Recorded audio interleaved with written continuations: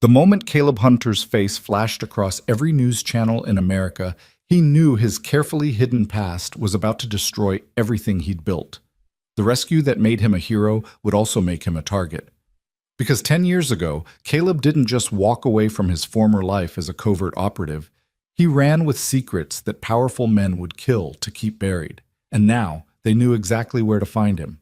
Stay with me until the end of this story, and drop a comment with your city so I can see how far this tale has traveled. You won't believe what happens next. The morning of June 14th started like any other Tuesday for Caleb Hunter. The sun crept over the pine-studded hills surrounding Clearwater Lake, casting long golden fingers across the water's glassy surface. The air smelled of wet earth and wild sage, and somewhere in the distance, a loon called out its haunting cry.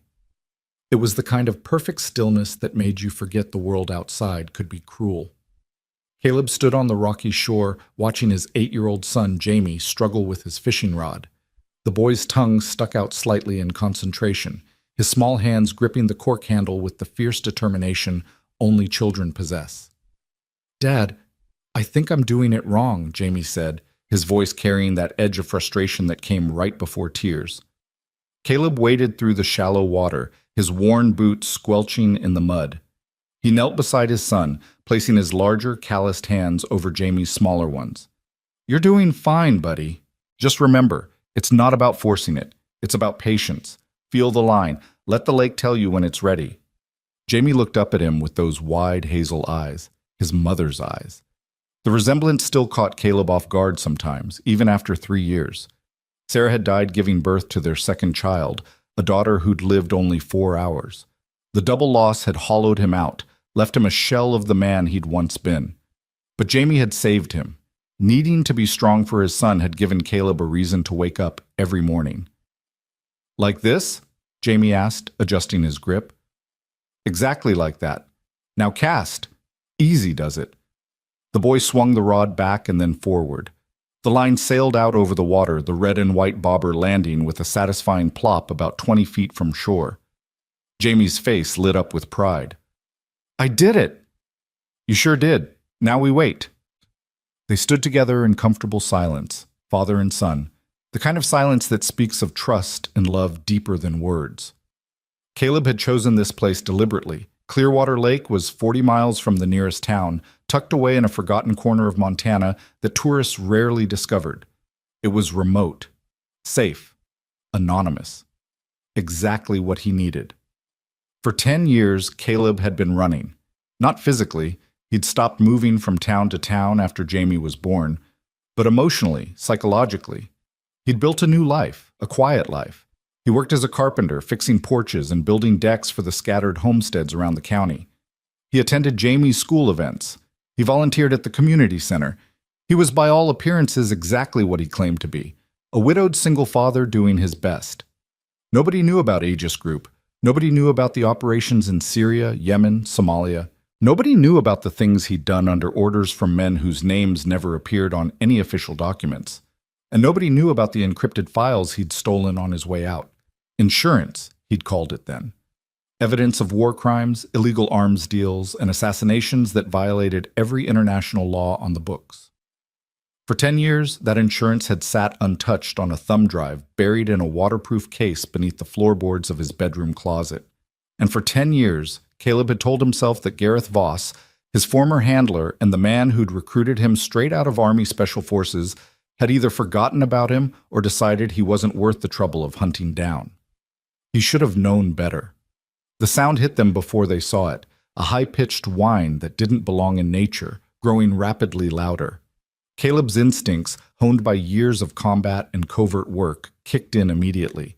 His head snapped up, eyes scanning the sky. "Dad, what's that noise?" "Stay here," Caleb ordered, his voice sharp enough to freeze Jamie in place. The private jet came screaming over the ridge to the east, trailing black smoke from one engine. It was a Gulfstream G650, Caleb's mind supplied automatically. He'd been on enough of them during his Aegis days to recognize the profile, but this one was in trouble. Serious trouble. The plane wobbled violently, nose dipping, one wing dropping lower than the other. The pilot was fighting for control, but even from the ground, Caleb could tell it was a losing battle. The jet was coming down. and it was coming down fast. "Oh, God," Caleb whispered. The Gulf Stream clipped the top of a tall pine, the impact shearing off part of the wing. The plane spun, and for one horrible moment seemed to hang suspended in midair, defying physics and gravity. Then it dropped like a stone. The impact with Clearwater Lake sent up a geyser of water 50 feet high. The sound was deafening, a metallic crunch that echoed off the surrounding hills.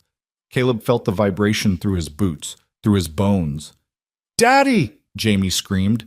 The plane hit tail first, the initial impact compressing the fuselage like an accordion. Then it tipped forward, the nose plunging beneath the surface. Water rushed through the shattered cockpit windows into the cabin, dragging the multi-million-dollar aircraft down into the deep. Caleb didn't think. There was no time for thought. His body moved on trained instinct, muscle memory from hundreds of crisis scenarios kicking in automatically. "Jamie, run to the truck. Call 911. Tell them a plane crashed into Clearwater Lake. Go now!" To his credit, the boy didn't freeze.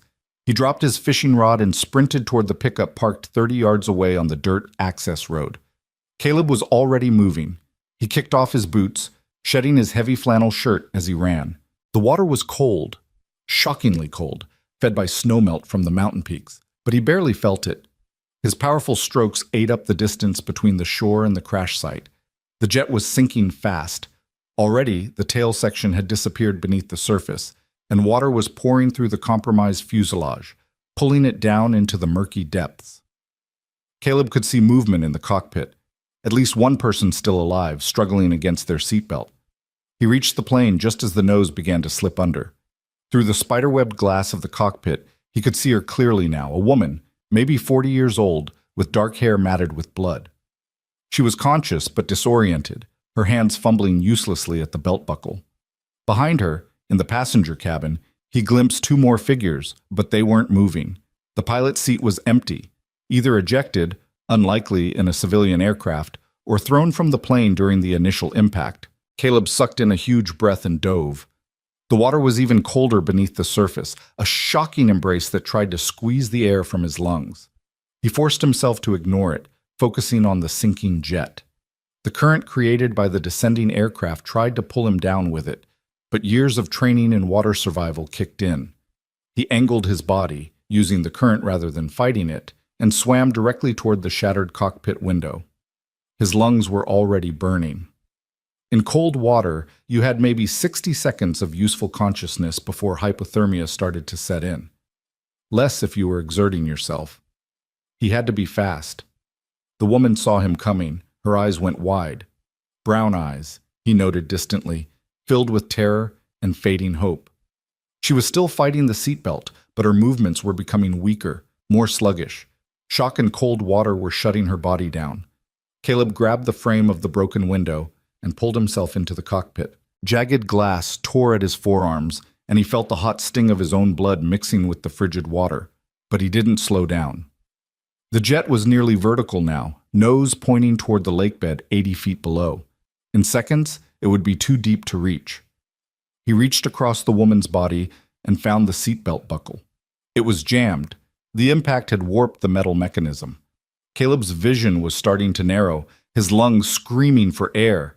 He pulled the diving knife from his belt. Old habits died hard. He still carried one everywhere, and sawed through the heavy nylon webbing. The belt parted. The woman started to float up, but her leg was trapped beneath the collapsed instrument panel. Caleb grabbed her around the waist with one arm and braced his feet against the pilot's seat. He pulled. Nothing. He pulled harder, feeling something in his lower back protest. Still nothing. The woman's hands clutched at his shoulders, her grip weak but desperate. Her mouth was open, releasing the last of her air in a stream of silvery bubbles. Caleb adjusted his grip, planted his feet more firmly, and pulled with everything he had. He felt something give. Not her leg, thank God, but the crumpled metal pinning it. The woman came free so suddenly that they both tumbled backward through the cockpit door into the flooding passenger cabin.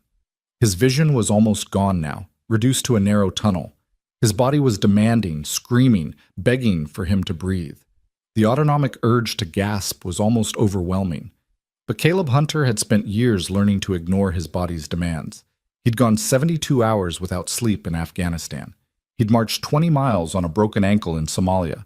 He'd been waterboarded during resistance training and refused to break. He could do this. With the woman clamped firmly against his side, Caleb kicked off from the sinking jet. His powerful legs drove them upward through the dark water. The surface seemed impossibly far away, a dim brightness that might have been 100 feet overhead, or might have been a dying hallucination. His chest felt like it was being crushed in a vice. Black spots danced across his vision. His body began to convulse, trying to force him to breathe regardless of the consequences. Not yet, he told himself. Not yet. Jamie needs you. This woman needs you. Not yet. His head broke the surface. Caleb gasped, sucking in air that burned his throat and lungs like fire. The woman in his arms wasn't breathing. Her lips were blue, her face slack. He rolled her onto her back and began swimming toward shore, keeping her face above water. "Daddy?" Jamie was standing at the water's edge, jumping up and down and waving his arms. Behind him, Caleb could see his pickup truck, the driver's door standing open. Good boy. Smart boy. The swim back to shore seemed to take forever. Caleb's arms felt like lead, and the cold was really starting to affect him now. Shivers racked his body. But he kept swimming, one stroke at a time, refusing to stop, refusing to fail. Finally, his feet touched bottom. He stood, lifting the woman in his arms, and staggered toward the shore. Jamie rushed into the shallow water to meet him. "Is she dead?" the boy asked, his voice small and frightened. "Not if I can help it." Caleb laid the woman on the rocky beach and immediately began CPR. 30 compressions, 2 rescue breaths. He could feel her ribs flexing beneath his palms, dangerously close to breaking, but drowning victims needed aggressive treatment. "Come on," he muttered. "Come on, don't you dare give up on me." More compressions, more breaths. Water trickled from the corner of her mouth. Her skin was like ice beneath his hands. "Come on!" The woman convulsed. Water erupted from her mouth and nose as her body violently rejected the lake she'd inhaled. She rolled onto her side, coughing and retching, gasping for air between spasms. "That's it," Caleb encouraged, supporting her shoulders. "Get it all out. You're okay. You're safe now." Her eyes fluttered open. She tried to speak, but only managed a weak croak. "Don't try to talk," Caleb said. "You're in shock. You were in a plane crash. I got you out. Help is coming." As if on cue, he heard the distant wail of sirens. Jamie must have gotten through to 911. Thank God for small-town emergency services. In a bigger city, they'd still be trying to figure out which lake. The woman's hand reached up and grabbed Caleb's wrist. Her grip was weak but insistent. She pulled him closer, her lips moving. "The others," she whispered. "The pilot, my assistant." Caleb shook his head grimly. "The plane went down too fast, I'm sorry." Her eyes filled with tears. Whether from grief or shock or just the physical trauma, he couldn't tell. Probably all three. "You saved me," she said, her voice barely audible. "Why?" The question caught him off guard. "Because you needed help," he said simply. "That's all the reason anyone needs." She studied his face for a long moment, her brown eyes oddly intense despite the shock and pain. "What's your name?" Caleb hesitated. Every instinct screamed at him to lie, to give a fake name, to avoid any kind of documentation or record. But there were sirens coming. There were witnesses. Jamie had probably seen him pull her from the water, and the crash had been massive, spectacular. There was no way this wasn't going to be investigated, documented, reported. The careful anonymity he'd built over 10 years was about to crumble whether he liked it or not. "Caleb," he finally said. "Caleb Hunter." "Evelyn," she replied. "Evelyn Cross." The name meant nothing to him. She was just a woman he'd pulled from a sinking plane, a person who'd needed help. It would be almost 24 hours before he learned that Evelyn Cross was one of the most powerful CEOs in America, that her company, Cross Industries, was a multi-billion-dollar conglomerate with holdings in tech, defense, and pharmaceuticals. And it would be another 12 hours after that before the news coverage made him a household name.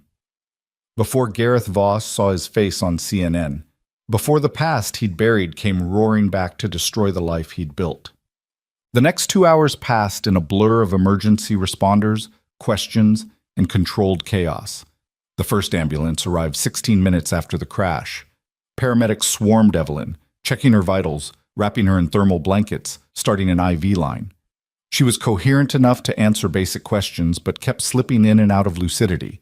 A combination of shock, hypothermia, and what was probably a concussion from the head wound that was still bleeding sluggishly despite the field dressing the paramedics applied. A second ambulance checked out Caleb. He tried to wave them off. He'd been through worse in half a dozen war zones, but they insisted. His body temperature was dangerously low, down to 94 degrees Fahrenheit. They wrapped him in blankets and gave him hot sweet tea while a young paramedic with earnest eyes checked him for injuries. "Sir, you have some pretty serious lacerations on your forearms," the paramedic said, examining the cuts from the cockpit glass. "These are going to need stitches." "Later," Caleb said. "My son. Where's my son?" "Right here, Dad." Jamie pushed through the crowd of emergency workers. One of the sheriff's deputies had been keeping an eye on him, making sure he stayed clear of the frantic rescue operations. The boy threw himself into Caleb's arms. "You scared me," Jamie said, his voice muffled against Caleb's chest. "I'm sorry, buddy. But I'm okay. We're both okay.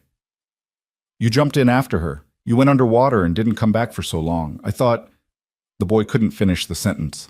Caleb held him tighter. "Hey, look at me." He waited until Jamie met his eyes. "I'm not going anywhere. I promise. It takes more than a little cold water to stop your old man." The sheriff arrived in a mud-splattered SUV, followed by fire trucks and a dive team. Sheriff Tom Hendricks was a grizzled man in his late 50s, with a weather-beaten face and sharp gray eyes that missed nothing. He'd been law enforcement in this county for 30 years, and had the calm, competent air of someone who'd seen just about everything. He walked straight to Caleb. "You the one who pulled her out?" Hendricks asked without preamble. "Yes, sir." The sheriff studied him for a moment. "That was either the bravest or the stupidest thing I've seen in 3 decades of this job. Probably both. You know you could have died? Cold water shock, drowning, getting trapped in the wreckage. Hell, that plane could have had a fuel leak and exploded while you were inside it." "I didn't really have time to think about it," Caleb said honestly. "I just reacted." Hendricks nodded slowly, something like respect crossing his weathered features. "I'm going to need a statement from you. Not right now. You need to get warmed up and looked after properly. But soon. There's going to be an NTSB investigation, probably FAA, maybe FBI, depending on what they find in the wreckage. This kind of thing, with a plane like that?" He trailed off, shaking his head. "What kind of plane was it?" Caleb asked, though he already knew. "Gulfstream G650. That's about $15–20 million worth of aircraft at the bottom of the lake. And the woman you pulled out? The paramedics found ID in her jacket. That's Evelyn Cross." The name still meant nothing to Caleb, and it must have shown on his face. Hendricks raised an eyebrow. "You don't follow business news, do you?" "Not really. Cross Industries, Fortune 500 company. She's worth about $8 billion, give or take." The sheriff let out a low whistle. "You just saved one of the richest women in America. I guarantee you this is going to be national news by tonight." A cold feeling settled into Caleb's stomach. "National news," he repeated faintly. "Oh yeah, hero saves billionaire CEO from plane crash? The media is going to eat this up with a spoon. You'll probably be on Good Morning America by Friday." Hendricks clapped him on the shoulder. "Enjoy your 15 minutes of fame, son. You earned it." The sheriff moved off to coordinate with the dive team, who were already suiting up to search for the pilot and the other passenger. Caleb knew they wouldn't find anyone alive. The cabin had been flooding too fast, and those 2 people hadn't been moving when he'd glimpsed them through the cockpit door. National news. The words echoed in Caleb's head like a death knell. His face would be on television, in newspapers, all over the internet, everywhere, and Gareth Voss would see it. "Mr. Hunter?" Caleb turned to find a young woman with a camera and a press credential hanging around her neck. Behind her, a man wielded a professional video camera, already filming. "Mr. Hunter, I'm Dana Mills from KRTV News. Can I ask you a few questions about the rescue? Our viewers would love to hear how you saved Ms. Cross." "No comment," Caleb said automatically. "Sir, you're a hero. People deserve to know—" I said no comment. His voice was harder now, edged with the command presence he'd learned in the army. The reporter took a step back, startled by the sudden steel in his tone. But she didn't leave, and more reporters were arriving, drawn by scanner traffic and the spectacular nature of the crash. Caleb could see news vans pulling up along the access road, could see cameras pointing in his direction. The trap was closing. "Come on, Jamie," he said, scooping up his son. "We're leaving." "But Dad, the sheriff said—" "The sheriff knows where to find me." Caleb carried Jamie to the pickup truck, ignoring the shouted questions from reporters. He buckled his son into the passenger seat, climbed behind the wheel, and drove away from Clearwater Lake without looking back. In the rearview mirror, he could see the circus growing, more emergency vehicles, more news crews, more people drawn by the spectacle of tragedy and heroism. By tomorrow, the lake would probably be swarming with them, and by tomorrow, his face would be everywhere. 10 years, Caleb thought as he navigated the dirt road back toward town. 10 years of careful invisibility gone in 30 seconds of national television.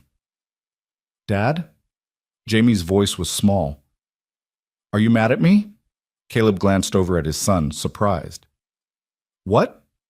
No, buddy, of course not. Why would I be mad at you?" "Because I told them your name.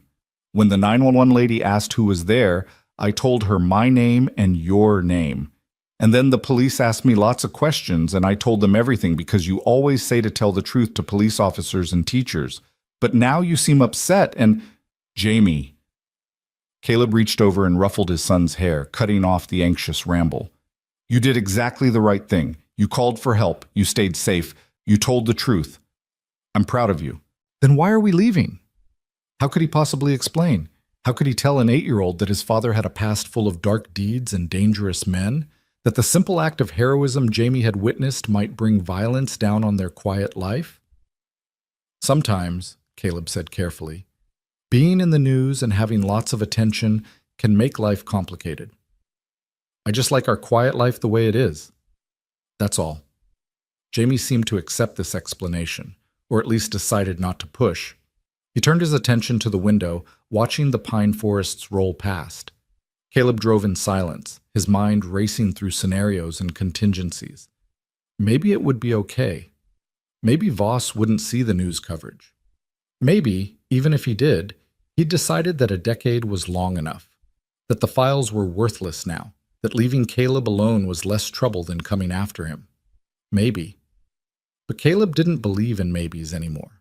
He'd spent too many years in a world where paranoia kept you alive and optimism got you killed. They reached their house 40 minutes later, a modest 2-bedroom cabin on 3 acres of wooded land, 10 miles outside the small town of Whitefish, Montana. It was private, defensible, with good sightlines in all directions. Caleb had chosen it for exactly those reasons, though he'd told the realtor he just wanted peace and quiet for him and his son.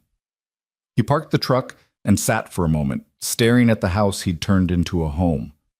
The flower boxes Sarah had picked out before she died, the tire swing hanging from the big oak tree in the front yard, Jamie's bike lying on its side near the porch steps, abandoned mid-adventure as only a child's bike could be. Normal life. Safe life. The life he'd fought so hard to build. "Dad, can we still have pizza for dinner?" Caleb smiled despite his dark thoughts. Children had a way of keeping you grounded in the immediate. "Yeah, buddy. Pizza sounds perfect." They went inside and Caleb immediately checked the house, a habit he'd never quite broken.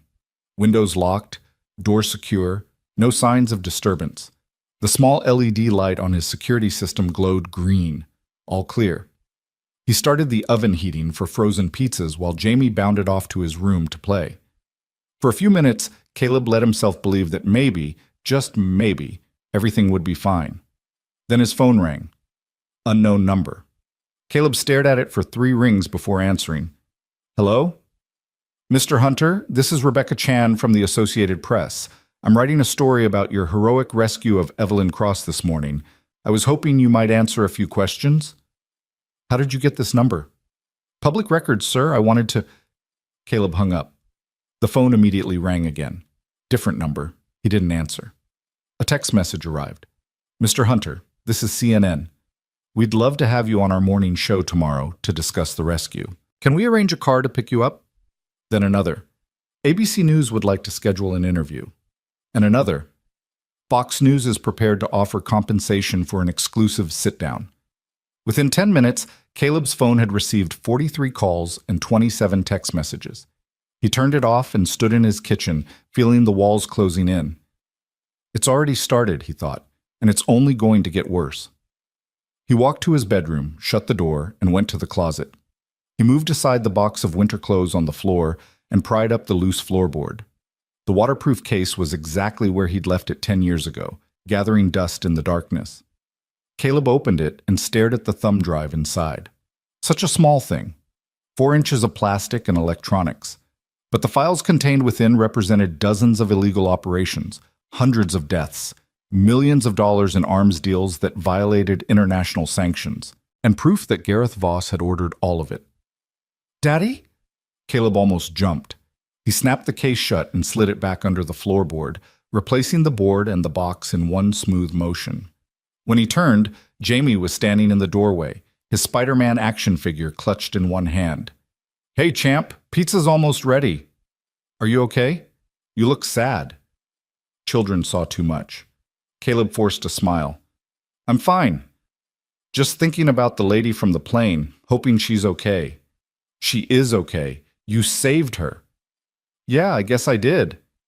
They ate pizza together at the small dining room table, Jamie chattering about his plans to become a lifeguard when he grew up, maybe even a Coast Guard rescue swimmer. Caleb listened and made appropriate responses, but his mind was elsewhere, running through options. He could run, pack up Jamie and drive through the night, disappear into Canada or Mexico, create new identities, start fresh somewhere else. He'd done it before. But Jamie was in school now. He had friends, a life, stability. Running would traumatize the boy, and Caleb had sworn he'd give his son something he'd never had, a normal childhood. He could call the FBI, turn over the files, ask for witness protection, but that meant reopening investigations that had been closed for years. It meant testifying, exposing himself, turning Jamie's life completely upside down. Or he could do nothing, wait and see if his fears were justified, hope that maybe, against all odds, Voss would let sleeping dogs lie. That night, after Jamie was in bed and the house was quiet, Caleb sat on his porch with a beer he didn't drink and watched the tree line. An owl hooted somewhere in the darkness. The wind whispered through the pines. It was peaceful. But Caleb couldn't shake the feeling that he was being watched, that somewhere out there in the darkness, something malevolent was drawing closer with each passing hour. He went inside, locked all the doors and windows, and set the security alarm. Then he retrieved his old Sig Sauer P226 from the lockbox in his closet, a souvenir from his army days that he'd kept against all better judgment. He checked the magazine, chambered around, and set the weapon on his nightstand. Just in case. Caleb lay in bed staring at the ceiling, knowing sleep wouldn't come. His mind kept replaying the crash, the rescue, the look in Evelyn Cross's eyes when he'd pulled her from the water. He wondered how she was doing, whether she was in some hospital right now, surrounded by the best doctors money could buy. He wondered if saving her life would end up costing him his own. Somewhere around 3 a.m, exhaustion finally claimed him.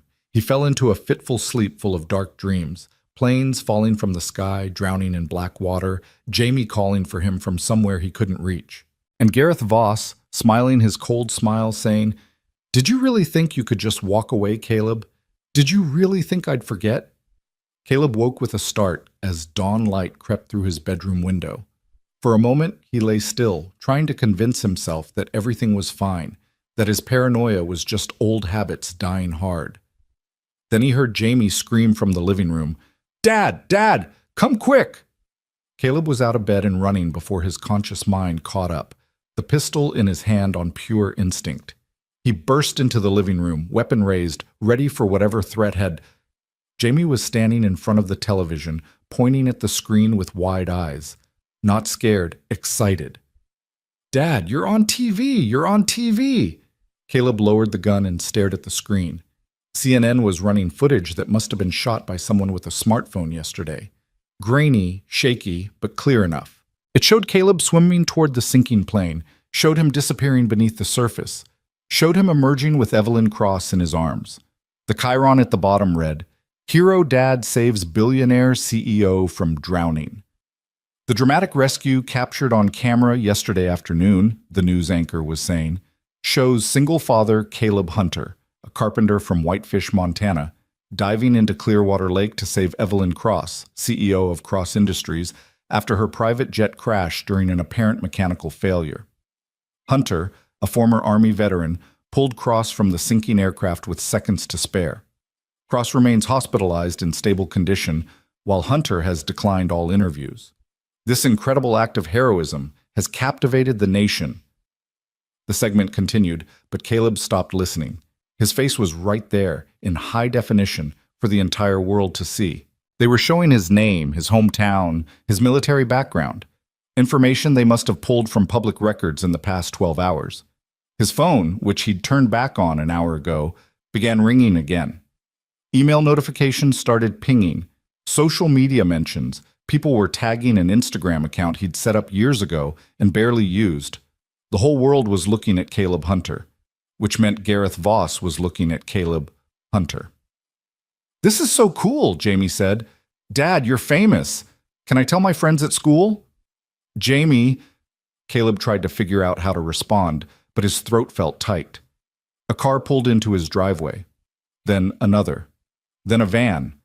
A news van, satellite dish on top. "Mr. Hunter?" A knock at the door. "Mr. Hunter, we'd love to ask you a few questions." They'd found his house. Of course they had. Public records, property tax documents, 10 minutes of research by any competent journalist. Caleb looked at his son's excited face, looked at the reporters gathering outside, looked at his own image frozen on the television screen, a moment of heroism preserved forever. And he knew, with sick certainty, that his life as Caleb Hunter, carpenter, single dad, anonymous small-town American, was over. The past was coming for him, and it would be here very soon. The reporters stayed camped outside Caleb's house for 3 days straight. News vans lined the quiet dirt road, satellite dishes pointing skyward like strange mechanical flowers. Journalists knocked on his door at all hours, left business cards wedged in his mailbox, even tried to interview his neighbors, though the closest family lived half a mile away and had nothing interesting to say. Caleb kept Jamie home from school. He called the principal and explained that the media attention was too intense right now, that he needed a few days for things to calm down. The principal, a kind woman named Mrs. Henderson who'd lost her own husband to cancer 5 years back, understood completely. "Take all the time you need," she said. "Jamie's a smart kid. He'll catch up on the work. You just worry about keeping your family safe from this circus." Safe. The word felt like a mockery. On the second day, a polished black sedan pulled up behind the news vans. A woman emerged, tall and professional in a charcoal gray suit, her dark hair pulled back in a sleek ponytail. She walked past the reporters with the confidence of someone used to ignoring questions, climbed Caleb's porch steps, and knocked on the door with a firm, no-nonsense rhythm. Caleb checked the security camera feed on his phone before answering. The woman stood with perfect posture, her hands clasped in front of her, a leather portfolio tucked under one arm. She looked directly at the camera and held up a business card so he could read it. Miranda Foster, Executive Assistant to Evelyn Cross, Cross Industries. Caleb opened the door a crack, keeping the chain engaged. "I'm not interested in interviews. I'm not a reporter, Mr. Hunter. Miss Cross sent me. May I come in?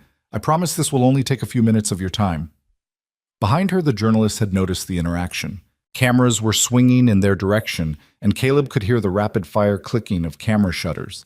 He made a decision and unhooked the chain. "Make it quick." Miranda Foster stepped inside with a murmur of thanks. Caleb shut the door firmly behind her, cutting off the reporter's shouted questions. In the living room, Jamie was building an elaborate Lego fortress on the floor, but he looked up curiously at the visitor. "Hello," Jamie said politely, exactly as Caleb had taught him. Miranda smiled, and it transformed her serious face into something warmer. "Hello there. You must be Jamie. Your father is quite the hero." "I know. He was on TV and everything." "He certainly was." She turned back to Caleb, the professional mask sliding back into place. "Mr. Hunter, Ms. Cross wanted me to deliver this personally." She opened the portfolio and extracted a cream-colored envelope. expensive paper stock with his name written across the front in elegant script. She's still in the hospital. Observation for the concussion and some cracked ribs, but she insisted on writing to you immediately. Caleb took the envelope but didn't open it. She doesn't owe me anything. She disagrees. She asked me to convey her deepest gratitude for your actions. The doctors told her that without immediate intervention, she would have drowned. You saved her life, Mr. Hunter. That's not a small thing. I did what anyone would have done. No, Miranda said quietly. You did what you did. Most people would have called 911 and waited for help. You dove into freezing water and pulled her from a sinking aircraft at considerable risk to yourself. That's not what anyone would do. That's extraordinary. Caleb felt uncomfortable with the praise, with the weight of her gratitude. He gestured to the envelope. What's this then? A check? I don't want money for doing the right thing. It's not money. It's an invitation. Ms. Cross would like to meet with you in person once she's released from the hospital. She understands you value your privacy, especially given— Miranda glanced toward the window, where the silhouettes of reporters could be seen through the curtains. The current situation. She's prepared to arrange a private meeting, somewhere away from all this attention. I appreciate the thought, but I'm not interested in— There's a second reason for my visit, Miranda interrupted, her tone shifting to something more serious. Ms. Cross wanted you to know that Cross Industries is prepared to assist you with this media situation. We have an excellent legal team and public relations department. If you'd like help managing the attention, or if any of these journalists are harassing you or your son, we can intervene. It was a generous offer. Almost too generous. Caleb's instincts, honed by years of working in a world where nothing came without strings attached, immediately went on alert. Why would she do that? Because you saved her life and she takes her debts seriously, and because she understands what it's like to have your privacy invaded by strangers with cameras. Miranda's expression softened slightly. Ms. Cross has been in the public eye for 20 years. She knows how intrusive it can be, how overwhelming. She wants to help, if you'll let her. Caleb looked at the envelope in his hand, feeling the weight of expensive paper, an unspoken obligation. He didn't want to owe anyone anything. Debts created connections, and connections created vulnerabilities. But the reporters outside weren't going anywhere, and if things went the way he feared they would, if Voss had seen the news coverage, if the past was already in motion, he might need powerful allies. Tell Ms. Cross I appreciate the offer, Caleb said carefully. I'll read her letter and think about it. Miranda nodded, seemingly satisfied with this non-answer. That's all she asks. My card is in the envelope, along with hers. If you need anything, legal assistance, security, help with the media, call either number, day or night. Ms. Cross considers herself in your debt, Mr. Hunter. That's not a position she takes lightly. After Miranda left, Caleb sat at the kitchen table and opened the envelope. Inside was a handwritten letter on Cross Industries letterhead, the penmanship elegant but slightly shaky, probably from the hand injuries she'd sustained in the crash. Dear Mr. Hunter, I'm told that I owe you my life. The doctors have explained that I would have drowned within minutes if you hadn't pulled me from the aircraft. I have only fragmented memories of the crash itself, but I remember your face in the water, your hands pulling me free, your voice telling me I was safe.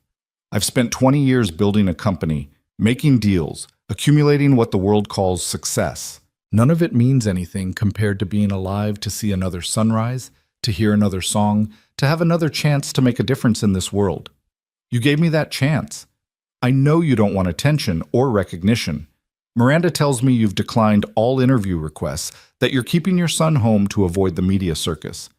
I'm sorry that your act of kindness has brought such chaos into your life. If there's anything I can do to help you navigate this situation, please don't hesitate to ask. I would very much like to meet you properly, to thank you in person, and to know the man who didn't hesitate to risk his life for a stranger. With deepest gratitude, Evelyn Cross. Beneath her signature were 2 phone numbers, a mobile and an office line, and a handwritten postscript. If you prefer to keep your distance, I'll understand, but I hope you won't. Caleb folded the letter carefully and slipped it back into the envelope. It was sincere, he could tell. No corporate polish or calculated manipulation, just genuine gratitude from someone who understood how close she'd come to dying. Under different circumstances, he might have taken her up on the offer to meet. He'd spent enough time around powerful people during his Aegis days to know that Evelyn Cross was probably interesting company, and God knew he could use some help managing the media situation. But these weren't different circumstances. These were dangerous circumstances, and the danger was about to get exponentially worse. Caleb could feel it coming, like the pressure drop before a thunderstorm. That night, after Jamie was asleep, Caleb sat in his home office, really just a converted closet with a desk and a computer, and did something he'd avoided for 10 years. He searched for information about Aegis Group. The results were frustratingly sparse. A few references to a private military contractor that had operated in various conflict zones. Some speculation on defense contractor forums about operations in Syria and Yemen. Nothing concrete. Nothing that would draw official attention. Gareth Voss's name appeared in only 2 places. A brief mention in a Washington Post article from 8 years ago about the murky world of private security contractors, and a single photo on a now-defunct military blog showing him shaking hands with a State Department official whose name had been redacted. Voss had always been good at staying in the shadows. He understood that power didn't need to be visible to be effective. The people who pulled the strings rarely stood in the spotlight. Caleb switched his search to Evelyn Cross and Cross Industries. That produced millions of results. The company was massive. Tech divisions, pharmaceutical research, defense contracts, even a venture capital arm that invested in promising startups. Evelyn herself had a fascinating biography. Daughter of a steelworker, scholarship to MIT, PhD in electrical engineering by 25, founded Cross Industries at 30. She'd built an empire from nothing, much like he'd built a new life from the ashes of his old one. The comparison made him uncomfortable. Around midnight, Caleb finally shut down the computer and checked the house one more time. Windows locked. Doors secure. Alarm armed. The reporters had finally left for the night, though he knew they'd be back at dawn. He was halfway to his bedroom when he heard the sound of an engine outside. Not unusual, the road past his property saw occasional traffic even at night, but this engine slowed as it approached his driveway, then stopped. Caleb moved to the window and peered carefully through the curtains. A black SUV sat at the end of his driveway, headlights off, engine idling. He couldn't see through the tinted windows, couldn't tell how many people were inside. His hand found the Sig Sauer, chambered and ready on the bookshelf where he'd taken to keeping it these past few days. He watched the vehicle, his heart rate steady despite the adrenaline starting to flow through his system. Old training was kicking in, the calm that came from having faced worse situations than this. After what felt like an eternity, but was probably only 2 minutes, the SUV's engine revved and it pulled away, driving slowly down the dark road until its taillights disappeared around a bend. Caleb stood at the window for another 20 minutes, watching, waiting. The vehicle didn't return. Finally, he forced himself to breathe, to relax the tension in his shoulders. Maybe it was nothing. Maybe just some lost tourist or a neighbor taking a late-night drive. Or maybe it was a message. We know where you are. The next morning was Thursday, 4 days since the crash. The news coverage had started to die down. There were always new tragedies, new stories to capture the public's attention. A few dedicated journalists still lingered near his property, but the circus was packing up its tents. Caleb was making breakfast when his phone rang. The number had a Washington, D.C. area code, but he didn't recognize it. He almost didn't answer, assuming it was another reporter, but something made him pick up. Hello? Caleb Hunter? A woman's voice, professional and authoritative. This is Special Agent Kendra Hall with the FBI. I need to speak with you about your military service record. The bottom dropped out of Caleb's stomach. I'm sorry, what? Your military service record, Mr. Hunter. Hunter. Specifically the years between your discharge from active duty and when you appeared in public records as a resident of Montana. There are some gaps we need to discuss. Would you be available for a meeting? Am I under investigation for something? Not at all. This is purely informational. However, given recent events that have brought you into the public eye, certain flags were raised in our system. I'd prefer to discuss the details in person rather than over the phone. Would tomorrow morning work for you? I can meet you anywhere that's convenient. Caleb's mind raced. The FBI didn't just call people for casual conversations. If they were asking about his missing years, someone must have prompted them to look, someone who knew what to look for. What flags are you talking about? There was a pause on the other end of the line. When Agent Hall spoke again, her tone was more careful. Mr. Hunter, I think it would be in your best interest if we met. There are some things you need to be aware of, some people who may be taking an interest in your recent fame. I'm trying to help you here. Are you talking about Aegis Group? Another pause, longer this time.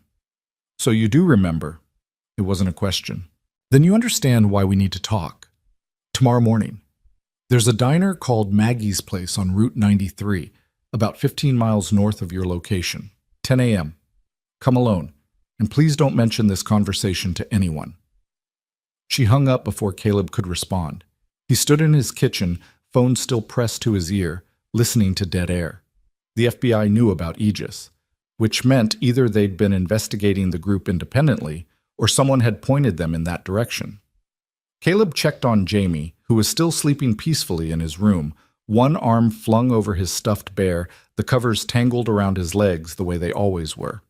The boy could sleep through anything, a blessing and a curse. Caleb watched his son for a long moment, memorizing the peaceful scene, because he knew, with cold certainty, that peace was about to become a rare commodity.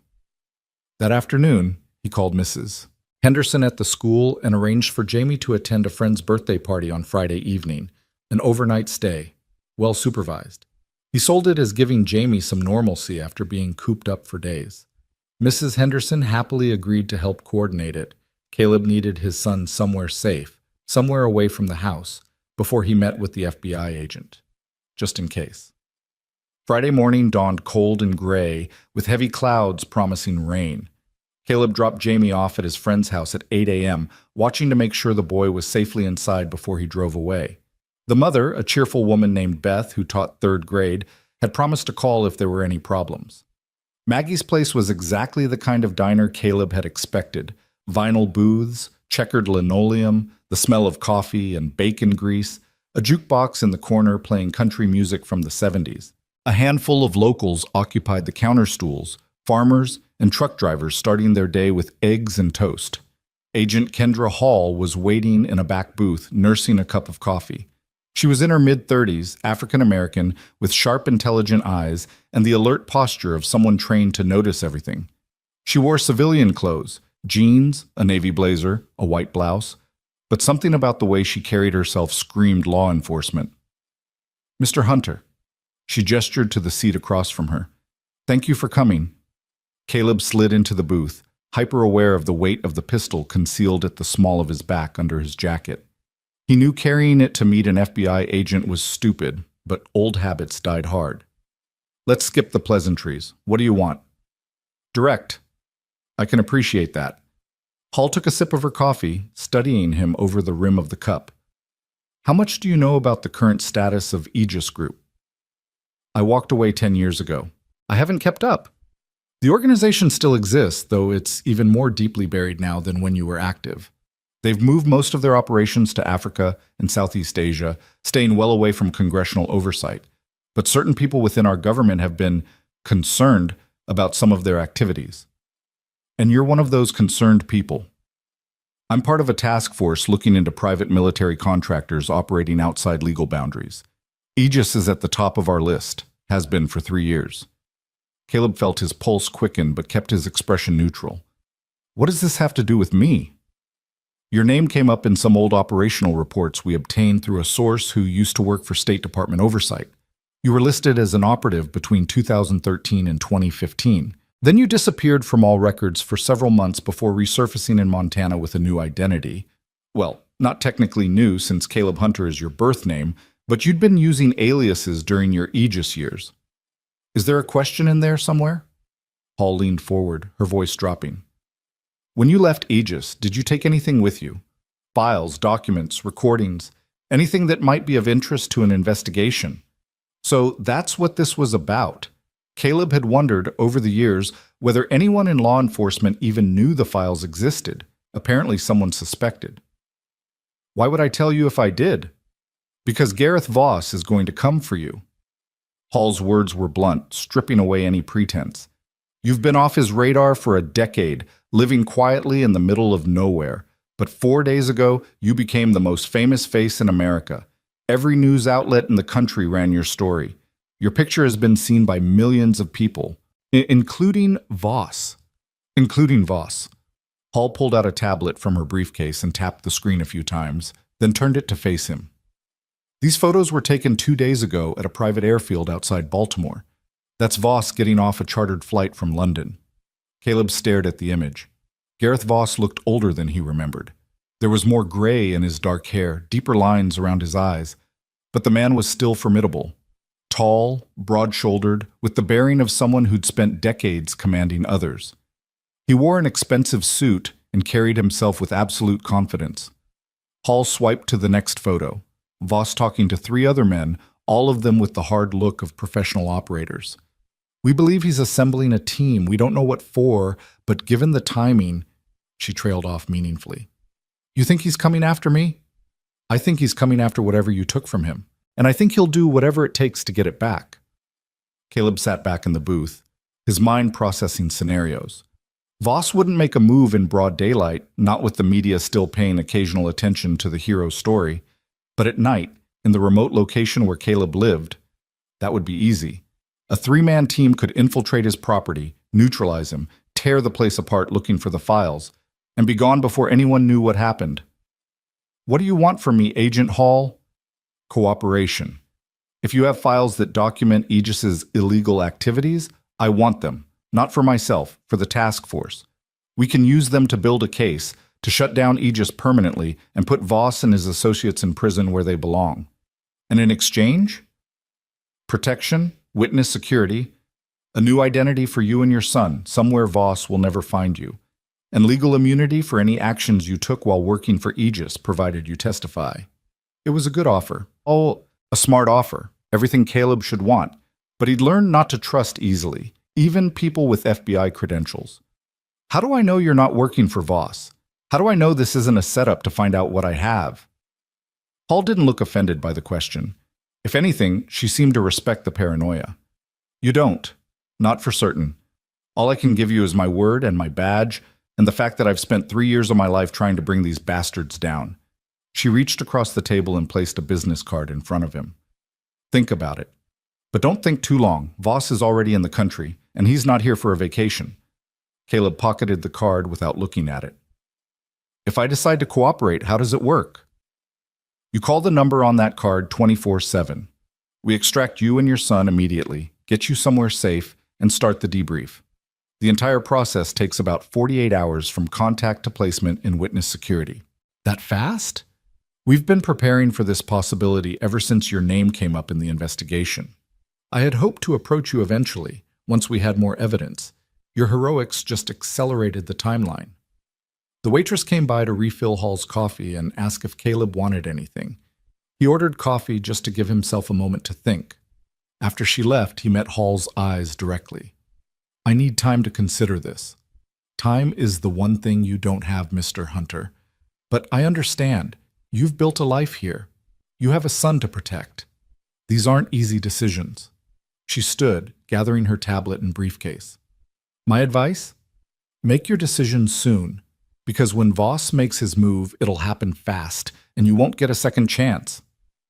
After Hall left, Caleb sat in the booth for another 20 minutes, nursing his coffee and watching the rain start to fall outside.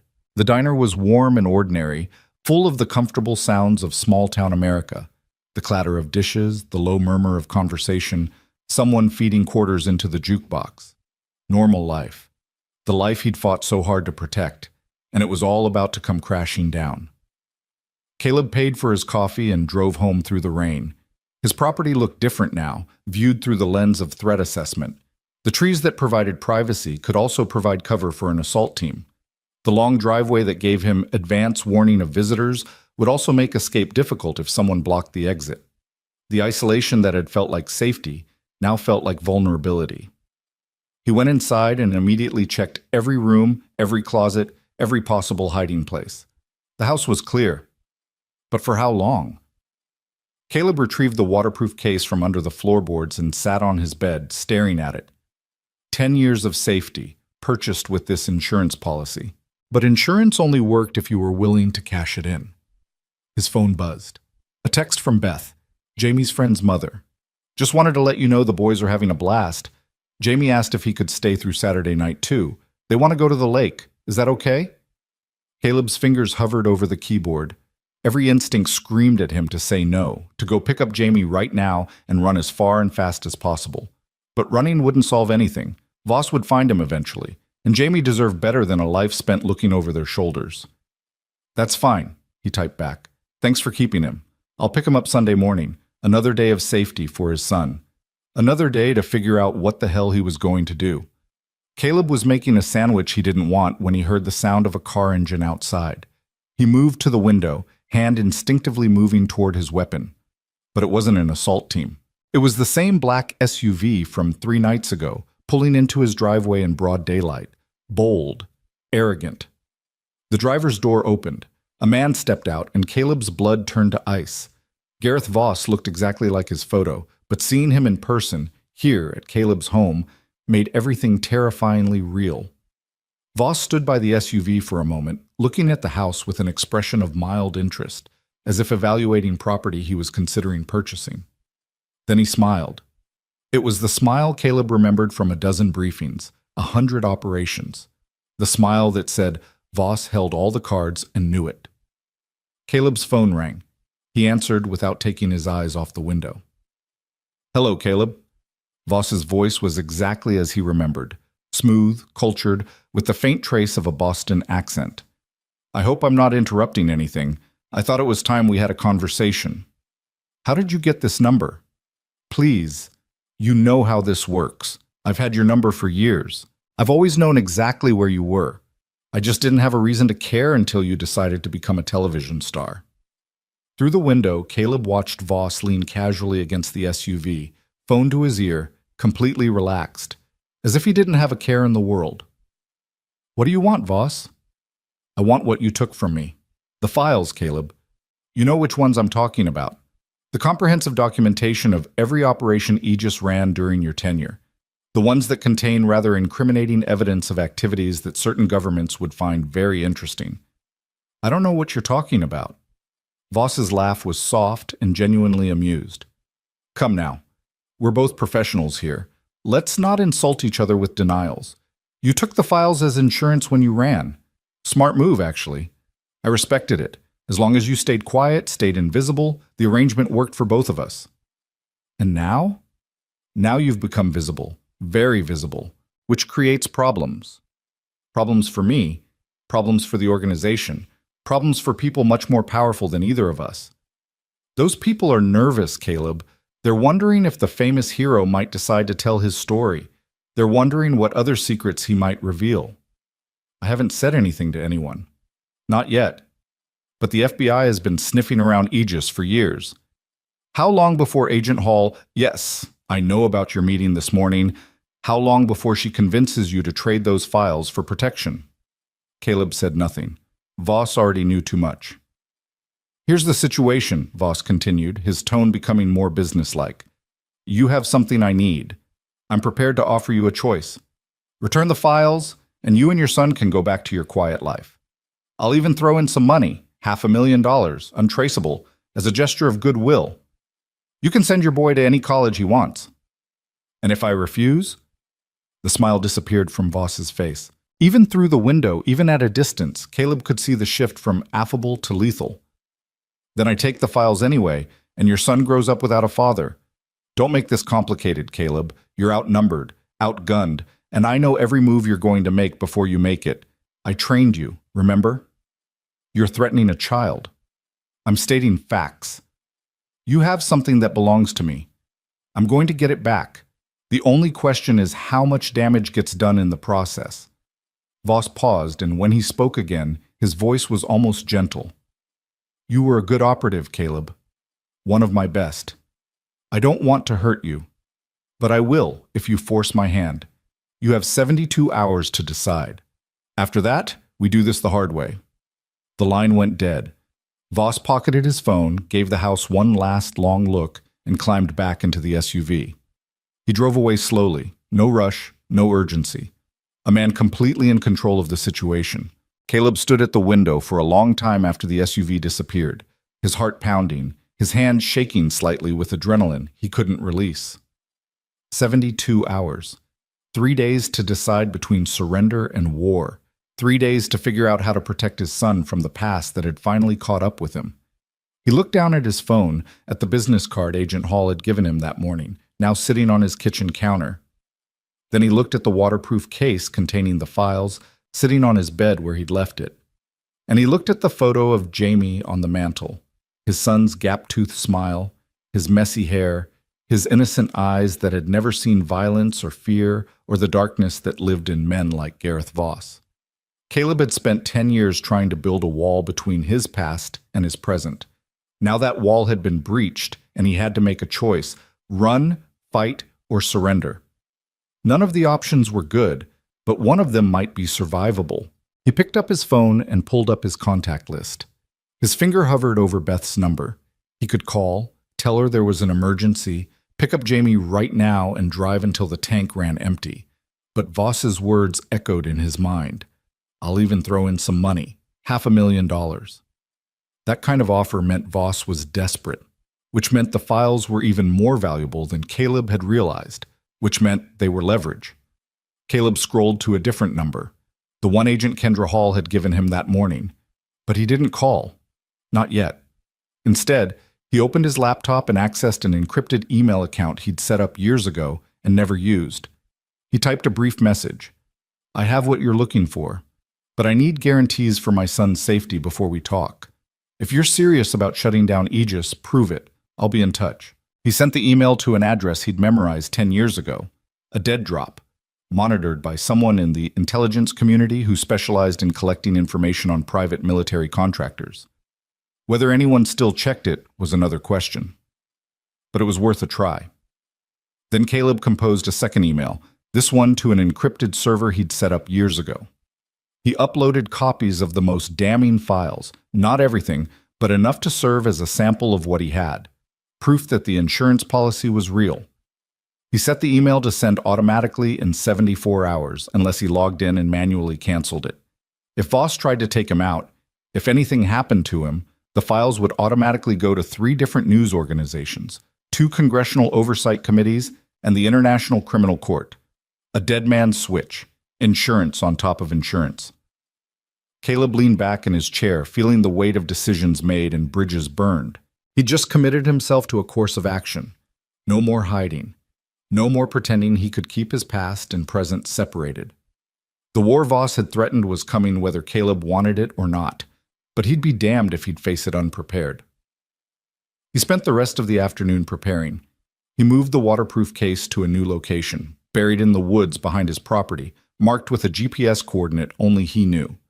He packed a go-bag with clothes, cash, documents, and weapons. He reviewed the layout of his property with fresh eyes, identifying exit routes, defensive positions, places where an assault could be mounted or repelled. Old skills, dusted off and put back to use.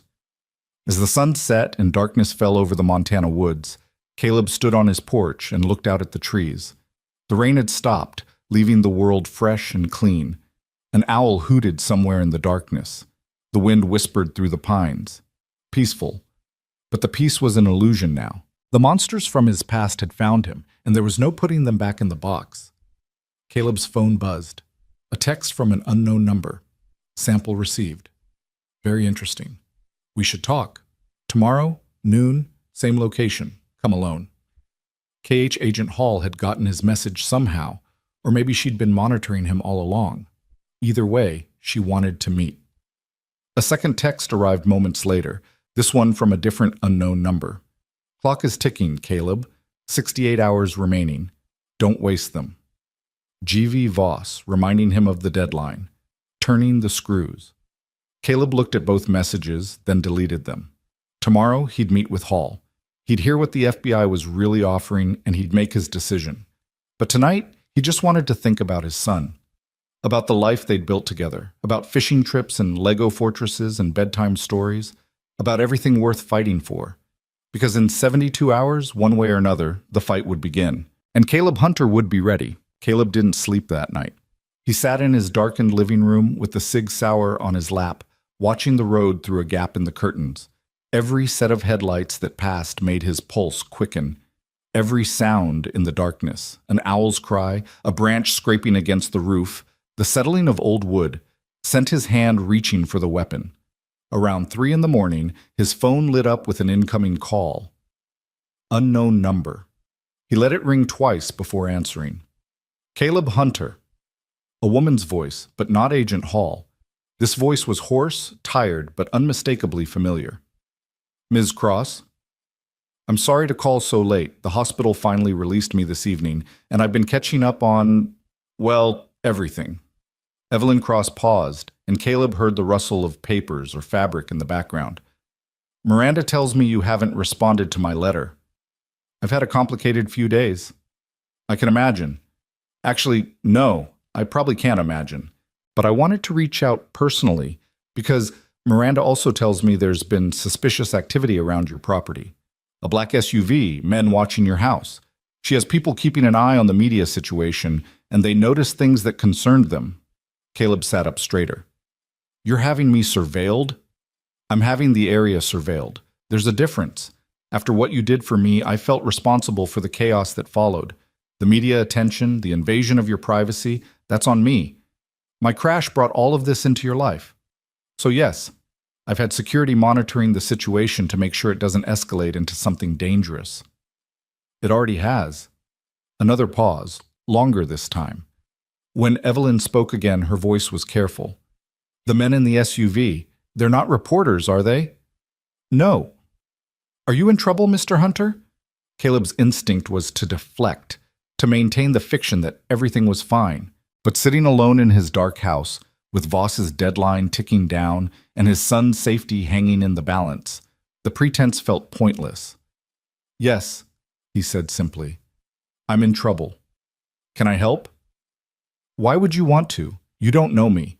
You don't owe me anything beyond a thank you letter, which you've already sent. You're wrong about that. Evelyn's voice was firm. You dove into freezing water and pulled me from a sinking plane. You gave me back my life. That creates a bond, Mr. Hunter, whether either of us planned for it or not. So if you're in danger, if there's something I can do, resources I can provide, people I can call, then I want to help. Please, let me do this. Caleb closed his eyes, weighing options and consequences. Evelyn Cross was powerful, connected, wealthy. She had resources he couldn't imagine, but involving her also meant bringing her into his mess, putting her at risk from people who wouldn't hesitate to eliminate anyone who got in their way. It's complicated, he said finally, and dangerous, the kind of dangerous that gets people killed. I've built a company from nothing in an industry dominated by men who wanted to see me fail. I've survived hostile takeovers, corporate espionage, and at least 2 serious threats to my life. I'm not afraid of complicated or dangerous. She paused. But I'm afraid of standing by while someone who saved my life faces threats alone. So please, talk to me. There was something in her voice, a sincerity that cut through all his defenses. Maybe it was exhaustion. Maybe it was the crushing weight of carrying this burden alone for so long. Or maybe it was just the desperate need to trust someone, anyone, in a situation that was rapidly spiraling beyond his control. I used to work for a private military contractor, Caleb said quietly. Shadow operations, the kind that never make the news.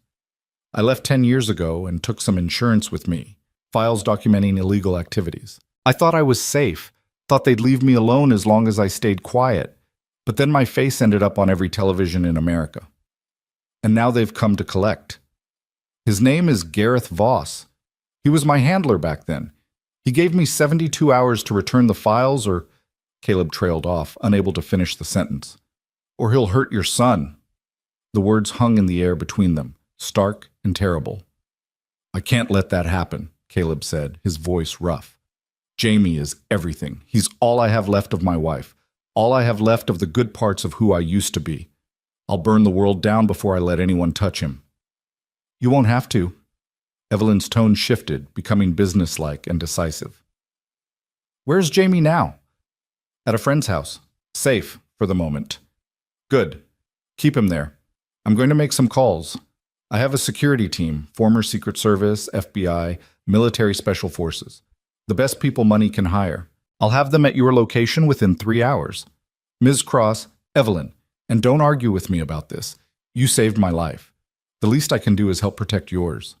She paused. "There's something else. You mentioned files. Evidence of illegal operations. Have you considered going to the authorities?" "The FBI already approached me. Agent named Kendra Hall. She wants the files in exchange for witness protection." "Do you trust her?" Caleb thought about Hall's sharp eyes, her direct manner, the way she'd laid out the situation without pretense or manipulation.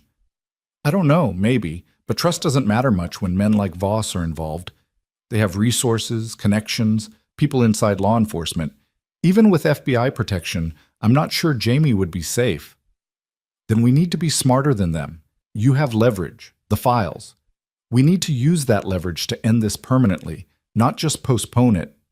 Evelyn's voice took on a strategic edge. "Here's what I'm thinking. We bring in Agent Hall, but on our terms. We arrange a meeting in a controlled location, somewhere Voss can't touch you. We set a trap. You're talking about using me as bait. I'm talking about ending this threat before it escalates. Voss gave you 72 hours. That means he's planning to make his move soon regardless of what you decide. Better to control the when and where of the confrontation than to wait for him to strike when you're vulnerable." It was a good plan. A dangerous plan, but good. Caleb's military training had taught him that the best defense was often a calculated offense. If Voss was coming anyway, better to choose the battleground. "There's one problem," Caleb said. "Voss knows how I think. He trained me. He'll anticipate a trap. Then we need to make sure the trap is one he can't resist. What does Voss want more than anything? The files." "Exactly. So we offer him the files. A meeting, an exchange, but we stack the deck so heavily in our favor that when he walks into the trap, he has no choice but to surrender." Caleb stood and walked to the window, looking out at the darkness. The plan had merit, but it required perfect execution, absolute coordination, and a level of trust he wasn't sure he was capable of anymore. "Why are you doing this?" he asked. "Really, this goes way beyond gratitude." Evelyn was quiet for a moment. When she spoke, her voice was softer, more personal. "When I was in that plane, drowning, I had time to think about my life, about the choices I'd made, the things I'd prioritized. I built an empire, but I didn't build much else. No family, no real friends, just business associates and employees. I was so focused on success that I forgot about significance. And then you pulled me out of that water, and I realized I'd been given a second chance. A chance to be someone who does more than accumulate wealth and power. Someone who actually matters to the people around them." She paused, and Caleb could hear the emotion in her voice. "You didn't hesitate to risk your life for a stranger. That means something. It means you're exactly the kind of person worth fighting for. So yes, I'm going to help you. Not because I owe you a debt, but because it's the right thing to do. And maybe because I need to prove to myself that my second chance at life is going to be different than my first." Caleb felt something shift in his chest, a knot of tension loosening slightly. "Okay," he said. "Tell me what you need me to do." "First, get some rest. You're no good to anyone exhausted. My security team will be there soon. A man named Marcus Chen is leading them. Former Delta Force, completely trustworthy. He'll coordinate protection for your property until we're ready to move. Second, we need to bring Agent Hall into this. Can you contact her?" "I'm meeting her at noon today. Same diner as yesterday." "Perfect. I'll join you. We'll lay out the situation and see if she's willing to work with us on this. If the FBI can help us build a case while also protecting you, that's the best outcome." "And if Voss doesn't wait for the 72 hours? If he moves sooner?" "Then Marcus and his team will be ready. But I don't think Voss will jump the gun. Men like him, they're methodical. They stick to their plans. He gave you a deadline because he wants you to stew in it, to make mistakes out of fear. We're not going to give him that satisfaction." After they ended the call, Caleb finally allowed himself to feel a sliver of hope. He wasn't alone anymore. He had allies, powerful allies who could match Voss's resources. True to Evelyn's word, 3 black SUVs arrived at his property exactly 2 hours and 47 minutes later. Dawn was just beginning to lighten the eastern sky, painting it in shades of pink and gold. Caleb watched through his security camera as 6 figures emerged from the vehicles, moving with the practiced efficiency of professionals.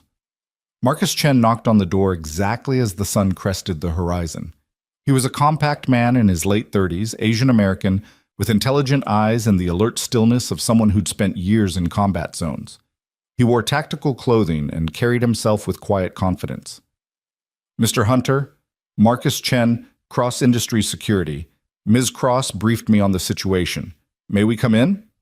Caleb opened the door.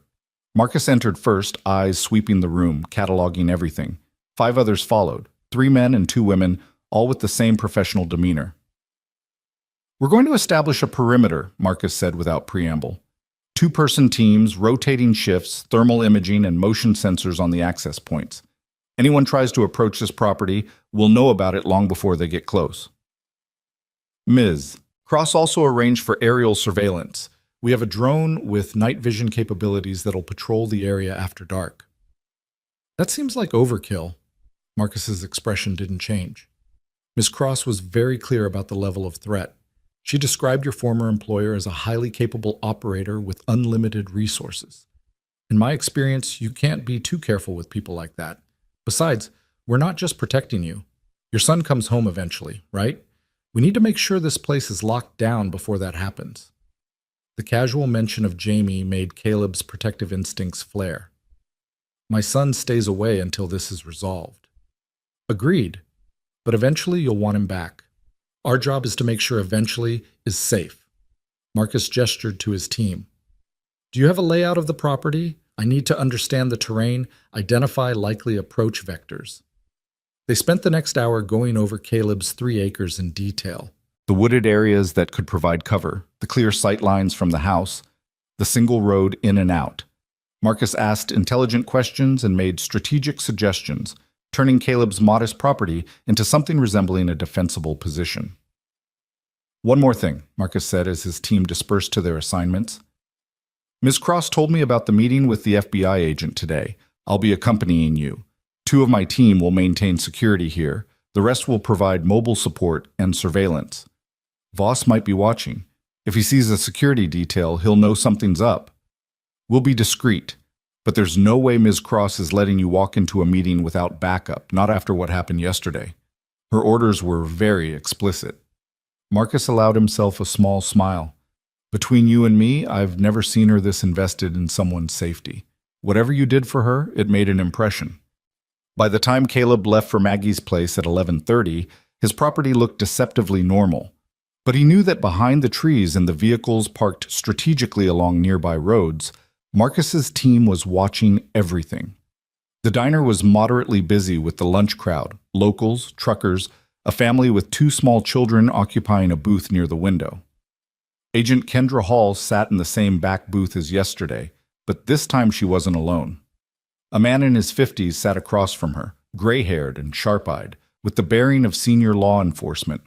Caleb slid into the booth next to the stranger, forcing Hall and her companion to face him. "You said come alone." "This is Special Agent Michael Torres, my supervisor on the task force," Hall said. "Given what you sent us last night, we thought it was important to have him here." "What did he send you?" The question came from behind Caleb. He turned to find Evelyn Cross approaching the booth, moving carefully, the injuries from the crash still bothering her. She wore dark jeans and a simple gray sweater, her hair pulled back, a fading bruise visible on her left temple. Without the designer clothes and professional polish from her business photos, she looked younger, more vulnerable. Hall's eyes widened. "Ms. Cross, I didn't realize you'd be joining us." "Neither did I, until about 2 hours ago." Evelyn slid into the booth next to Caleb, moving with a slight wince. "But Mr. Hunter is helping me as much as I'm helping him, so we're in this together. Now, someone want to explain what he sent you last night?" Torres cleared his throat. "Ms. Cross, with all due respect, this is a federal investigation. We can't just—" "Can't what? Acknowledge that Mr. Hunter sent you evidence of crimes committed by Aegis Group? Evidence he's kept secret for 10 years because he feared for his life?" Evelyn's voice was calm but firm. "I may be a civilian, but I employ more former intelligence officers than you have in your entire task force. I understand classification and need to know. I also understand that Caleb is in immediate danger, and your bureaucratic procedures won't mean much if he's dead. So let's dispense with the territorial posturing and figure out how to keep him alive while also taking down Gareth Voss. Torres studied her for a long moment, then nodded slowly. Fair enough. Mr. Hunter, the files you sent us as a sample are extraordinary. If the rest of your cache is similar, we're looking at RICO charges, violations of the Foreign Corrupt Practices Act, potentially even war crimes. This could dismantle Aegis completely and put dozens of people in prison for decades. That's good, right? Caleb said. That's what you want. It is, but there's a problem. Files alone aren't enough. We need corroborating testimony, witnesses who can authenticate the documents and testify to their accuracy. Ideally, we need you on the stand walking a jury through what each operation involved and how you know the information is legitimate. That could take months, years maybe. I don't have that kind of time. Voss is coming for me now. Hall leaned forward, which is why we need to move fast. Here's what I'm proposing. We take you into protective custody immediately. You, your son, anyone else who might be at risk. We debrief you, build the case, and when we're ready, we arrange Voss's arrest on charges supported by your evidence. Once he's in custody, you testify, and then you and Jamie disappear into witness protection. And how long until Voss is arrested? Days? Weeks? Realistically, 4 to 6 weeks, maybe longer. We need to coordinate with justice, get warrants, build an airtight case. These things take time. Caleb shook his head. I don't have 6 weeks. Voss gave me 72 hours. Less than that now. You think he's just going to sit around waiting for you to get your paperwork in order? If you're in protective custody, he can't touch you. You don't know Voss. He has people everywhere. Informants, assets, corrupt officials. How many private military contractors have FBI agents on their payroll? How many local cops? Hell, how do I know someone in your own task force isn't feeding him information? Torres's face reddened. That's a serious accusation. It's a realistic concern, Evelyn interjected smoothly. Aegis has been operating for decades with apparent impunity. That doesn't happen without inside help. So while I'm sure your team is thoroughly vetted, Caleb's paranoia is justified. Hall exchanged a glance with Torres, some silent communication passing between them. Finally, she sighed. Okay, you're right to be cautious, so what do you propose? Caleb glanced at Evelyn, who gave him an encouraging nod. We draw Voss out, set up a meeting, offer him the files, and when he shows up, you arrest him. All of his people too, anyone he brings with him. We do it in one coordinated operation, and we do it in the next 48 hours. That's extremely risky, Torres said. If anything goes wrong, I'm dead anyway. At least this way, I'm controlling the situation instead of reacting to it. Hall tapped her fingers on the table, thinking. It could work. If we choose the location carefully, if we have overwhelming tactical support, if we can monitor all approaches, yes, it could work. But it would require perfect coordination and absolute secrecy. We couldn't involve more than a handful of people on our end. How would you even get Voss to show up? Torres asked. He's not stupid. He'll smell a trap. He'll show up because I'm going to offer him exactly what he wants. The original files, all of them, no copies, in exchange for leaving me and my son alone. I'll make it convincing. Scared father, desperate to protect his kid, willing to surrender his leverage to buy safety. He'll believe it because it's what he expects. Evelyn pulled out her phone. And we'll sweeten the deal. The meeting will be at a Cross Industries property, a warehouse facility we own outside Seattle. It's legitimate, documented, a place where a business transaction might realistically occur. Voss will see it as neutral ground, not a law enforcement setup. Why Seattle? Hall asked. That's 6 hours from here. Because Seattle is FBI territory. You have field offices, tactical teams, infrastructure. And because it's far enough from Caleb's home that Voss won't suspect a trap. If we tried to do this in Montana, in Caleb's backyard, he'd never buy it. Torres was nodding slowly. And Cross Industries has legitimate business reasons to be involved. Security consultation, perhaps a potential partnership. It gives the meeting a veneer of credibility. Exactly. I'll even be there personally, offering to broker the arrangement. A billionaire CEO playing mediator between two men with a complicated past. It's believable. Hall pulled out a small notebook and began sketching a rough plan.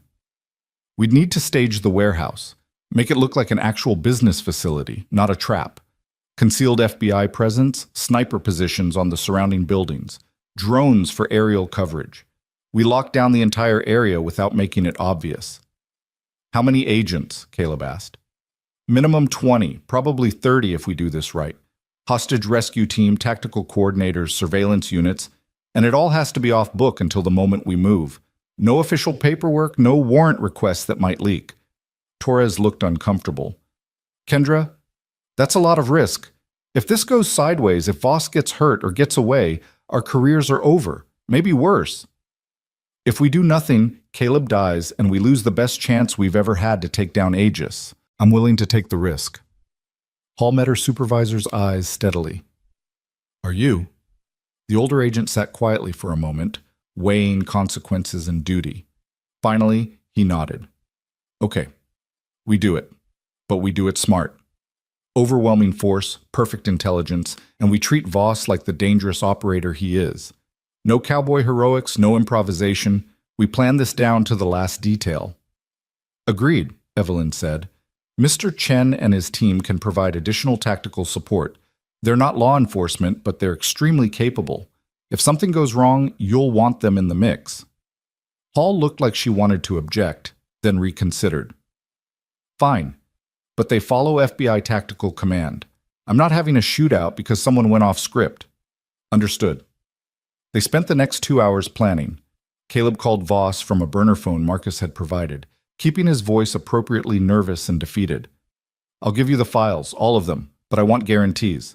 My son stays safe, you leave us alone forever, and you wire the money you promised to an account I'll provide. Voss's response was smooth, almost sympathetic. Of course, Caleb. I told you I don't want anyone to get hurt. This is just business. Where and when? Tomorrow night, 10 p.m. There's a Cross Industries warehouse facility in Seattle, 4400 Terminal Avenue. You know the one? A pause. Why Seattle? Why a Cross Industries location? Because Ms. Cross offered to help broker the deal. She feels responsible for the media attention that started this mess. She's willing to act as a neutral party, make sure both sides honor the agreement. Caleb let some bitterness creep into his voice. And because if this meeting happens on her property, with her security present, I feel safer. You're not going to start shooting with a billionaire CEO as a witness. Voss chuckled. Smart. Very smart. I see you haven't forgotten everything I taught you. Fine, 10 p.m. Tomorrow at the Seattle warehouse. I'll bring 2 associates. You bring the files. We make the exchange, transfer the money, and everyone walks away happy. How do I know you'll honor the deal? You don't. But you also don't have any other choice, do you? See you tomorrow, Caleb. Don't be late. The line went dead. Caleb set down the phone, his hand shaking slightly. He'd done it. The trap was set. He bought it, Hall said. It wasn't a question. He bought it.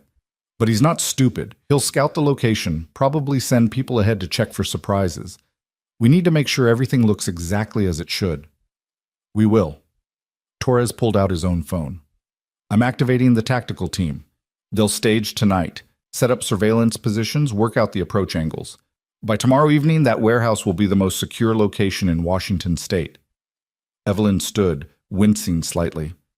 I should get back to my hotel. I have some calls to make, people to brief. Marcus will coordinate with your team on security specifics. Hall stood as well, extending her hand to Evelyn. Ms. Cross, I appreciate your help with this.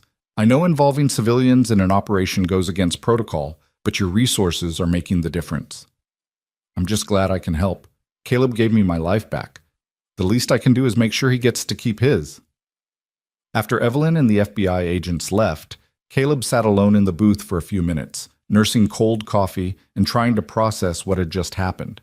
In less than 12 hours, he'd gone from isolated and terrified to surrounded by allies and actively hunting his hunter. It felt surreal, dangerous, but also right. Marcus appeared at the table, sliding into the seat Evelyn had vacated. That went well. You were listening. I was securing the perimeter, but yes, I heard most of it. Marcus's expression was serious. Are you ready for this? Tomorrow night, things are going to get real very quickly. Voss is a professional. Even with overwhelming force on our side, there's a chance he'll see through the trap. If that happens, people could die. I know. And you're still willing to go through with it? Caleb thought about Jamie, safe at his friend's house, building Lego fortresses and swimming in the lake, completely unaware that his father was about to put himself in the crosshairs of a man who'd killed more people than Caleb could count. I don't have a choice. If I run, Voss finds me eventually. If I surrender the files without a trap, he kills me anyway to tie up loose ends. The only way forward is through. Marcus nodded slowly.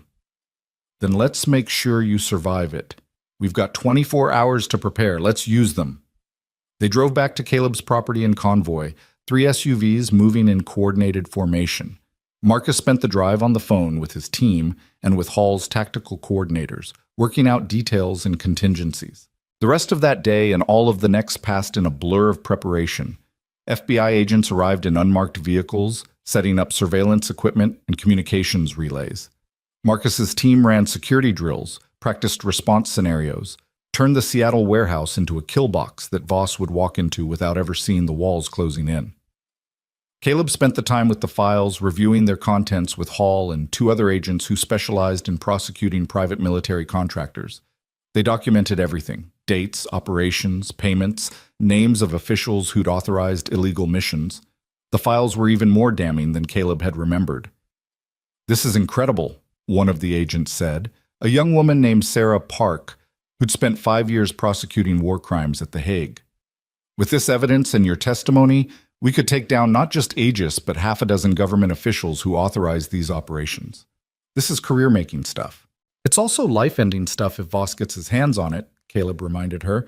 "Everything in those files stays locked down until after tomorrow night." "Understood. We've already uploaded encrypted copies to 3 different secure servers. Even if something happens to the originals, we have backups."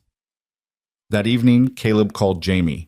The boys' excited chatter about swimming and campfires and staying up late filled the phone, innocent joy that made Caleb's chest ache. "When can I come home, Dad?" "Soon, buddy, maybe a couple more days. I'm dealing with some work stuff." "Is it because of the lady from the plane? Are you helping her with something?" "Smart kid. Too smart sometimes." "Yeah, something like that. But don't worry about it. You just have fun with your friends, okay? I love you." "Love you too, Dad. Can we go fishing again when I get home? I want to catch a really big fish this time." "Absolutely.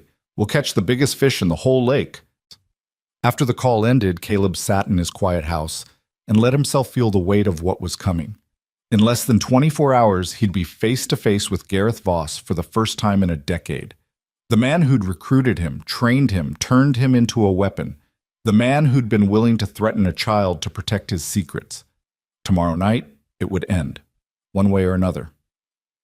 The next morning dawned cold and gray, with heavy clouds promising rain. Caleb barely noticed the weather. He moved through the final preparations mechanically, checking equipment, reviewing the plan one more time, trying not to think about all the ways things could go wrong. At noon, Marcus gathered everyone for a final briefing. His team, the FBI tactical units who'd arrived overnight, Hall and Torres, even Evelyn, who'd flown back from Seattle specifically for this meeting. "Our objective is simple," Hall said, standing in front of a large monitor displaying the warehouse layout. "We let Voss and his team enter the facility. Caleb makes the exchange, or appears to. Once we have confirmation that Voss is on site and that all his associates are accounted for, we move in. Overwhelming force, no warning, no opportunity to resist. We want prisoners, not bodies." Torres pointed to various positions on the map. "Sniper teams here, here, and here. Tactical entry teams at all 4 entrances. Surveillance drones overhead with thermal imaging. We'll have positive identification on every person in that building." "What if Voss brings more people than expected?" someone asked. "We adapt, but intelligence suggests his usual team is 3 operators plus himself. He's not going to roll in with an army. That would attract too much attention. He thinks he's dealing with a scared carpenter who just wants his quiet life back. He's going to bring enough firepower to feel secure, but not enough to trigger concern." Marcus took over. "My team will be inside the warehouse, posing as cross-industry security. Voss expects that. What he won't expect is that we're all former special forces with direct communication to FBI tactical. If shooting starts, we provide immediate response while your entry teams converge. Evelyn spoke up. And I'll be there as well, just as promised. Caleb and I arrive together. I make a brief appearance to establish my presence. Then I retreat to an office area that's actually a reinforced safe room. Voss sees me, believes the cover story, but I'm not actually in the line of fire. Ms. Cross, I really wish you'd reconsider being there at all, Hall said. This is going to be dangerous. I gave my word. If I'm not there, Voss might suspect a trap. Besides, I'll be perfectly safe in the panic room. Mr. Chen has made sure of that. They ran through the timeline 3 more times, identifying potential problems and working out solutions. By the time they were done, Caleb felt reasonably confident they'd covered every contingency. Reasonably. Not completely. Because he knew Voss. And he knew that men like Voss always had a backup plan. At 4 p.m., Caleb and Marcus climbed into one of the SUVs and began the drive to Seattle. The others would travel separately, arriving at staggered times to avoid drawing attention. Evelyn was already in Seattle, at the Cross Industries headquarters, maintaining her normal business schedule to avoid any suggestion that something unusual was happening. The 6-hour drive passed mostly in silence. Caleb watched the landscape roll by, mountains giving way to forests, forests giving way to foothills, eventually the sprawl of the Seattle metropolitan area rising up around them like a concrete jungle. They arrived at the warehouse at 9 p.m., 1 hour before the scheduled meeting. The facility was enormous, a blocky structure of steel and concrete that could have held a dozen football fields. Cross Industries used it for equipment storage and logistics coordination, but tonight it was nearly empty, cleared of most inventory to provide clear sightlines and room to maneuver. FBI tactical units were already in position, invisible among the shadows and structural elements. Caleb knew they were there only because Hall had told him where to look. Even knowing, he could barely make them out. Impressive, Marcus murmured. Your federal friends do good work. Let's hope it's good enough. Evelyn met them in a small office area that had been converted into a command center. Multiple monitors showed feeds from cameras positioned throughout the warehouse and on surrounding buildings. Hall sat at a console, coordinating final positioning with her tactical teams. We're ready, she said without looking up. All units in position, communications check complete, rules of engagement clearly established. As soon as Voss is secured, we move. And if he resists? Caleb asked. Then we're authorized to use necessary force to protect lives and complete the arrest. But we want him alive. A dead Voss means a harder case to prosecute and potential martyrdom among his people. A Voss in prison, facing decades behind bars, testifying against co-conspirators in exchange for a lighter sentence. That's how we dismantle the entire organization. Caleb checked his watch. 9:40. 20 minutes until Voss was scheduled to arrive. The wait was excruciating. Caleb stood in the center of the warehouse floor, a leather briefcase containing carefully prepared fake files at his feet. The real files were safely in FBI custody, backed up on multiple secure servers. But Voss didn't know that. He'd see the briefcase, see Caleb's nervous expression, and believe he'd won. At 9:58, Hall's voice came through the nearly invisible earpiece Caleb wore. We have vehicles approaching. 3 SUVs, just like predicted. They're stopping at the exterior gate. Caleb forced himself to breathe normally. This was it. Gate is opening, Hall continued. Vehicles proceeding to the main entrance. I'm counting. 7 individuals. That's more than expected. Torres, be advised. We have additional hostiles. 7. Voss had brought backup, probably anticipating a double cross. Smart, but not smart enough. The warehouse doors rolled open. Gareth Voss walked in first, dressed in an expensive suit that somehow made him look more dangerous rather than less. Behind him came 6 men, all carrying themselves like professionals. Caleb recognized 2 of them from his Aegis days, Carl Henderson and Dmitry Volkov, both stone-cold killers who'd worked dozens of operations. Voss stopped 20 feet from Caleb, his eyes sweeping the warehouse, taking in the layout, the shadows, the potential ambush points. His gaze lingered on the overhead catwalks, the office windows, the carefully stacked equipment crates that could hide anything. Caleb, he said pleasantly, right on time. I appreciate punctuality. Let's just get this over with. Caleb let his voice shake slightly. You get the files, you transfer the money, and we both walk away. Of course, though I notice you've brought quite a lot of security for a simple business transaction. Voss nodded toward the shadows where Marcus and two of his team stood in Cross Industries uniforms. Ms. Cross doesn't take chances, does she? She's being cautious. Given what happened to her plane, can you blame her? Not at all. Speaking of which, where's the lady herself? I was rather looking forward to meeting the woman whose life you saved so dramatically. As if on cue, Evelyn emerged from the office area, walking with careful dignity despite her lingering injuries. She crossed the warehouse floor to stand beside Caleb, her presence a statement of solidarity. Mr. Voss, I presume. I'm Evelyn Cross. Mr. Hunter has asked me to witness this transaction to ensure both parties honor their agreement. Voss smiled, but it didn't reach his eyes. Ms. Cross. A pleasure. Though I'm curious why a woman of your stature would involve herself in such a sordid affair. Mr. Hunter saved my life. That creates obligations. I'm simply ensuring he's treated fairly. How noble. Voss's gaze shifted back to Caleb. The files? Caleb nudged the briefcase forward with his foot. Right here. All the original documentation, no copies. You transfer the money to the account I provided, you walk out with the case, and we never see each other again. Voss nodded to Henderson, who stepped forward and picked up the briefcase.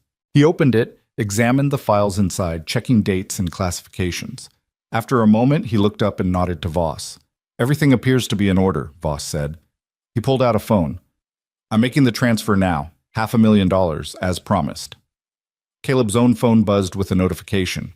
He glanced at the screen, seeing the confirmation of funds deposited to a dummy account the FBI had set up. Got it. Excellent. Then our business is concluded.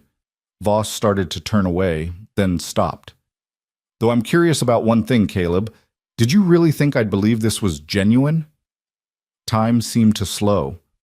Caleb saw Voss's hand move to his jacket, saw Henderson and the others reaching for weapons, heard Hall's voice in his earpiece screaming, "Move, move, move! FBI, nobody move!"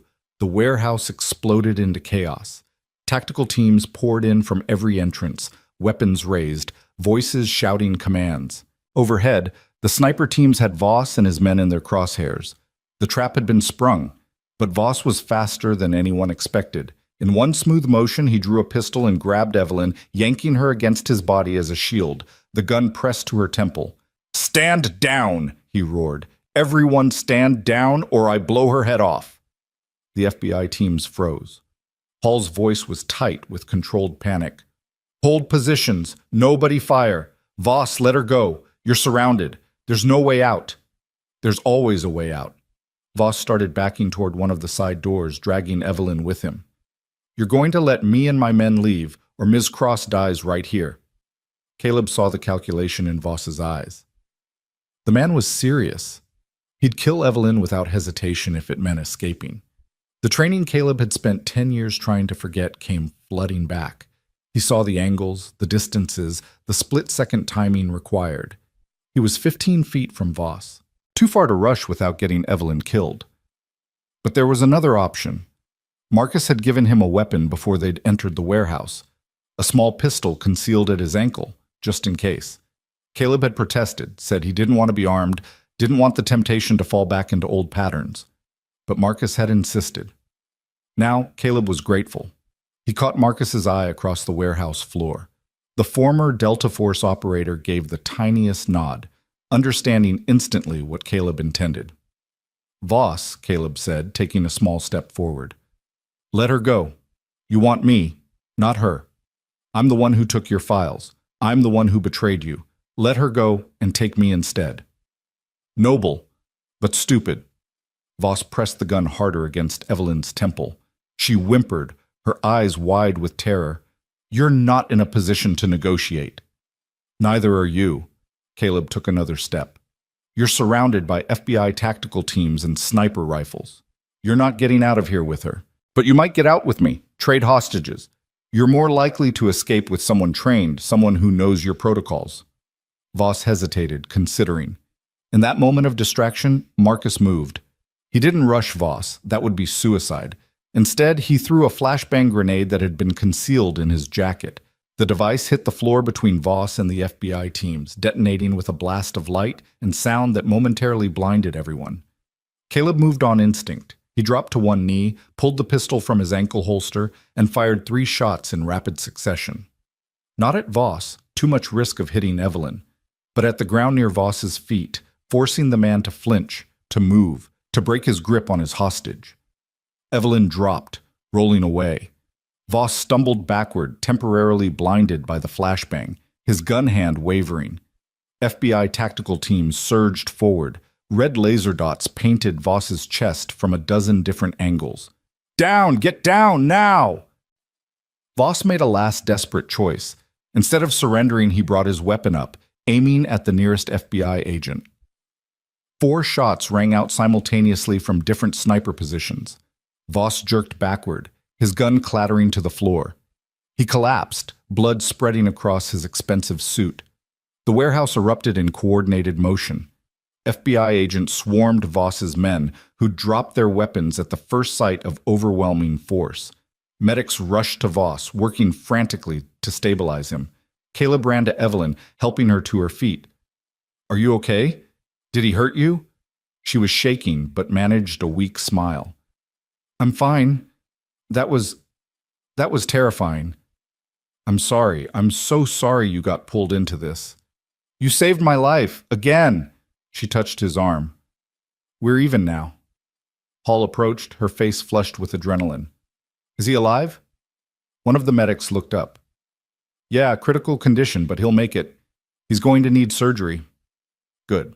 Get him stabilized and into custody. I want him under guard at the hospital, and I want it done now." Hall turned to Caleb. "Are you all right?" "I'm fine. Is it over?" "It's over. We've got Voss, we've got his team, and we've got enough evidence to take down the entire organization. You did it, Mr. Hunter. You won."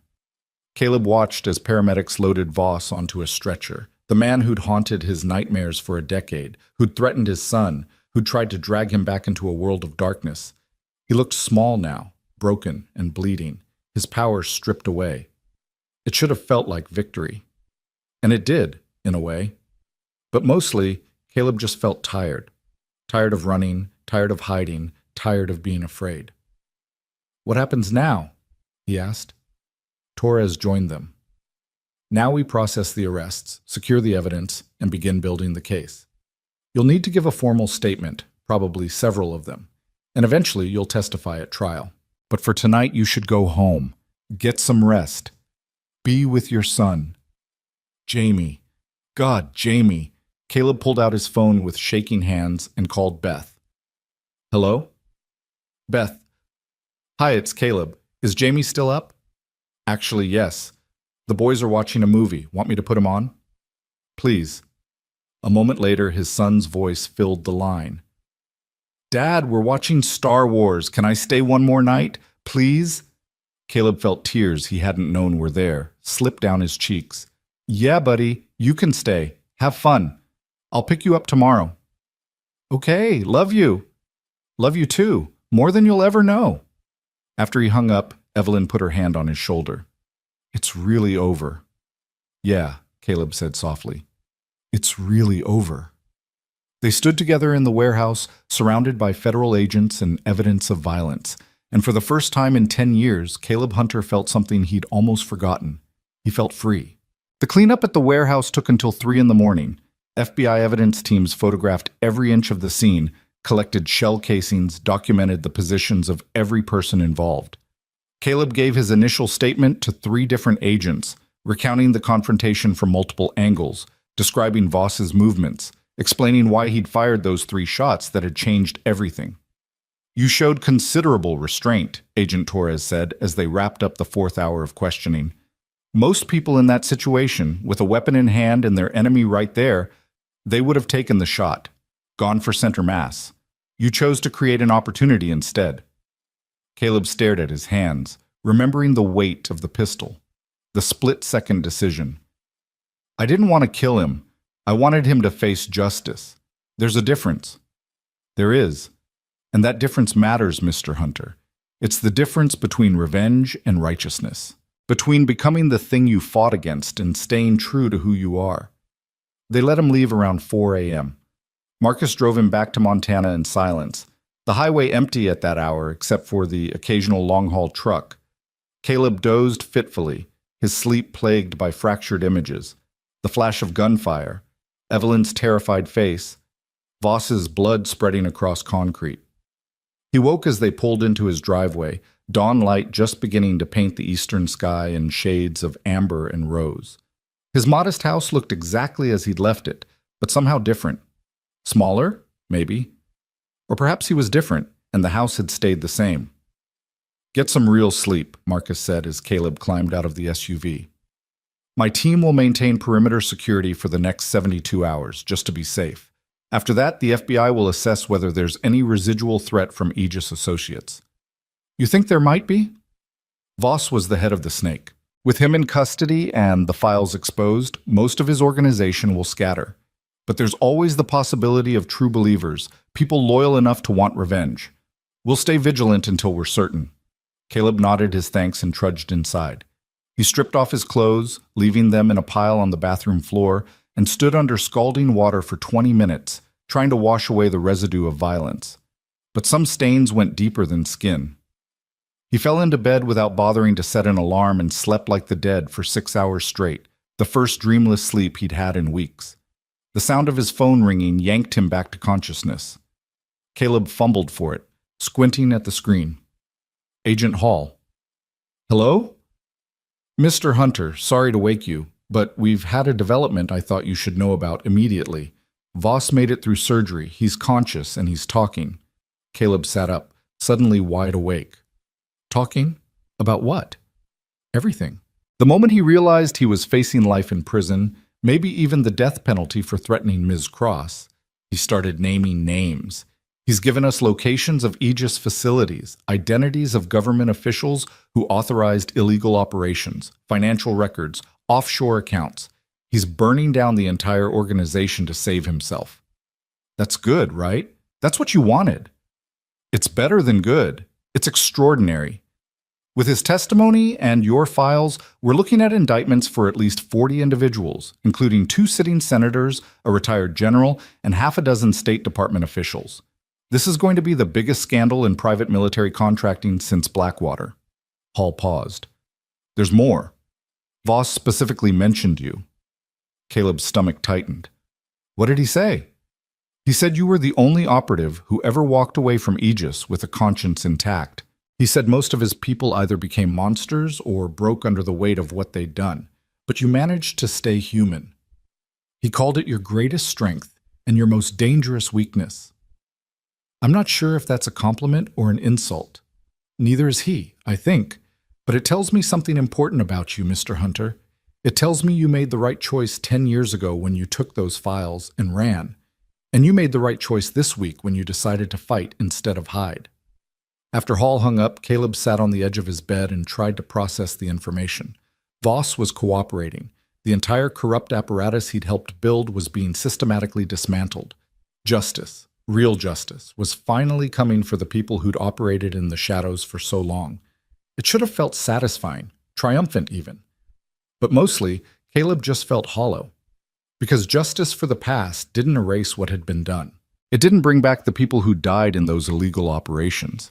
It didn't give him back the years he'd spent running, hiding, jumping at shadows. His phone rang again. This time, the caller ID showed Evelyn Cross. "Ms. Cross?" "Evelyn, please. After last night, I think we're past formalities." Her voice was warm despite the early hour. "How are you holding up?" "I'm fine. How's your head? The temple, where Voss—" "Just a bruise. I've had worse injuries falling off a horse when I was 12. The doctors cleared me to fly home this morning." She paused. "I wanted to call because I have a proposition for you. Well, more than a proposition, an offer. I appreciate everything you've done, but I don't need money or— It's not money. Though God knows you deserve financial compensation for what you've been through. No, I'm offering you a job." Caleb blinked. "A job?"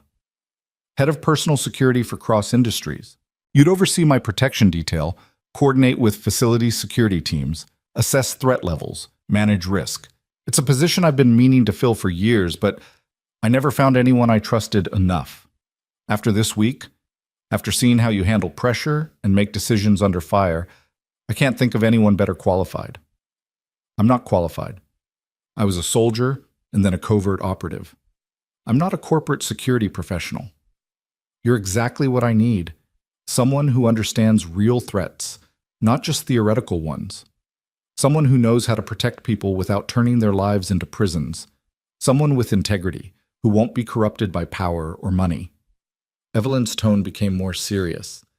Caleb, I'm going to be honest with you. The plane crash wasn't an accident.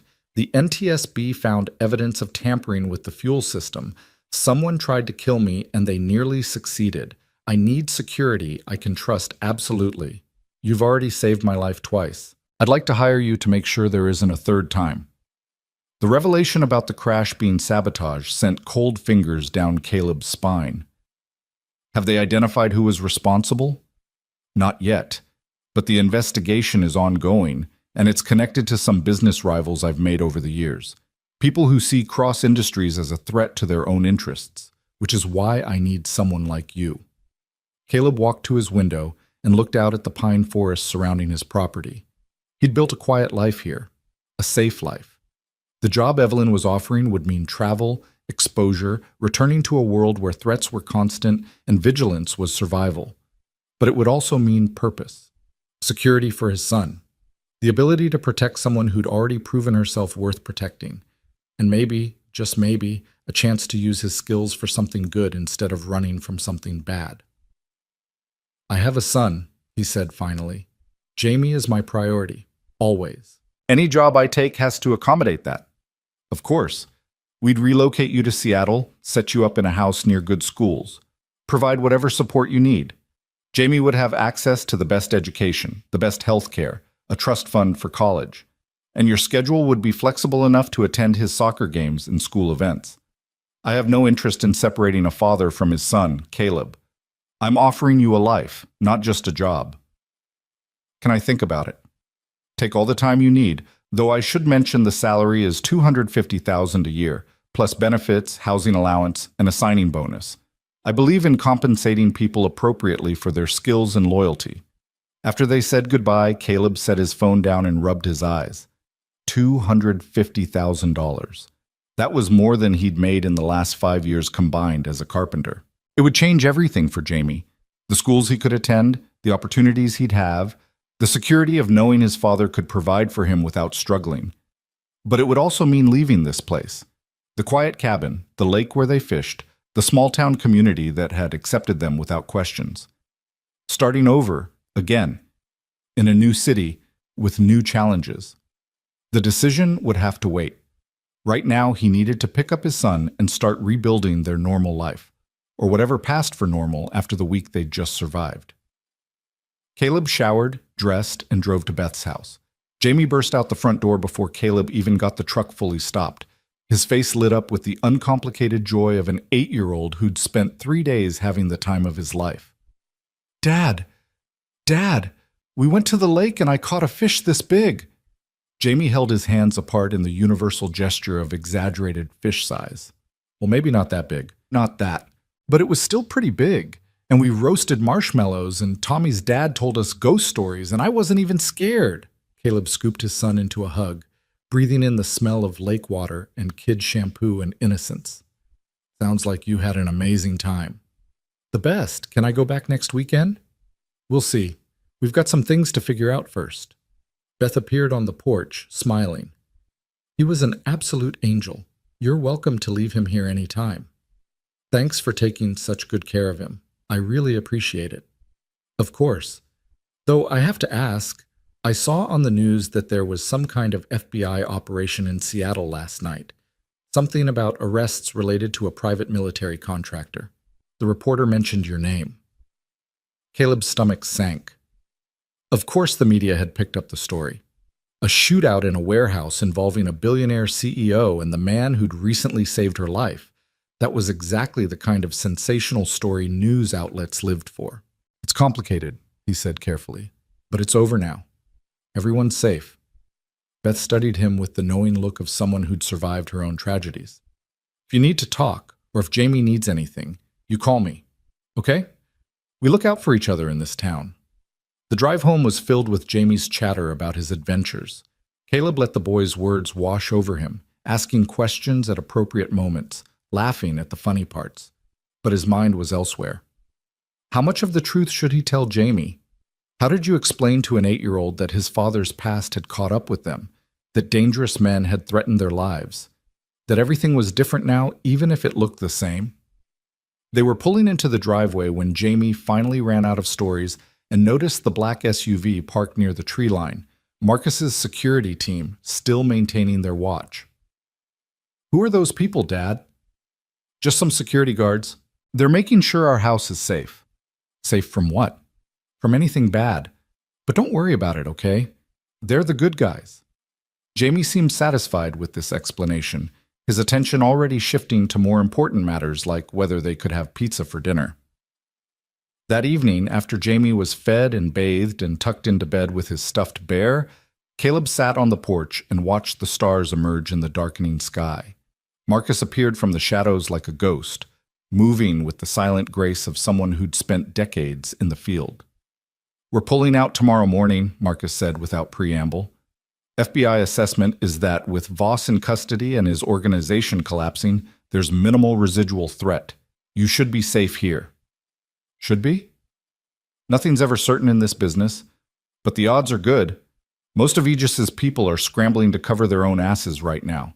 Revenge isn't a priority when you're facing federal indictment." Marcus handed him a card. "My personal number. You need anything? Security concerns, advice, just someone to talk to who understands the life you came from. You call me, day or night." "Thank you for everything. I know Evelyn hired you, but you went above and beyond. She's a good boss, best I've ever had. Takes care of her people, fights for what's right, doesn't ask anyone to do something she wouldn't do herself.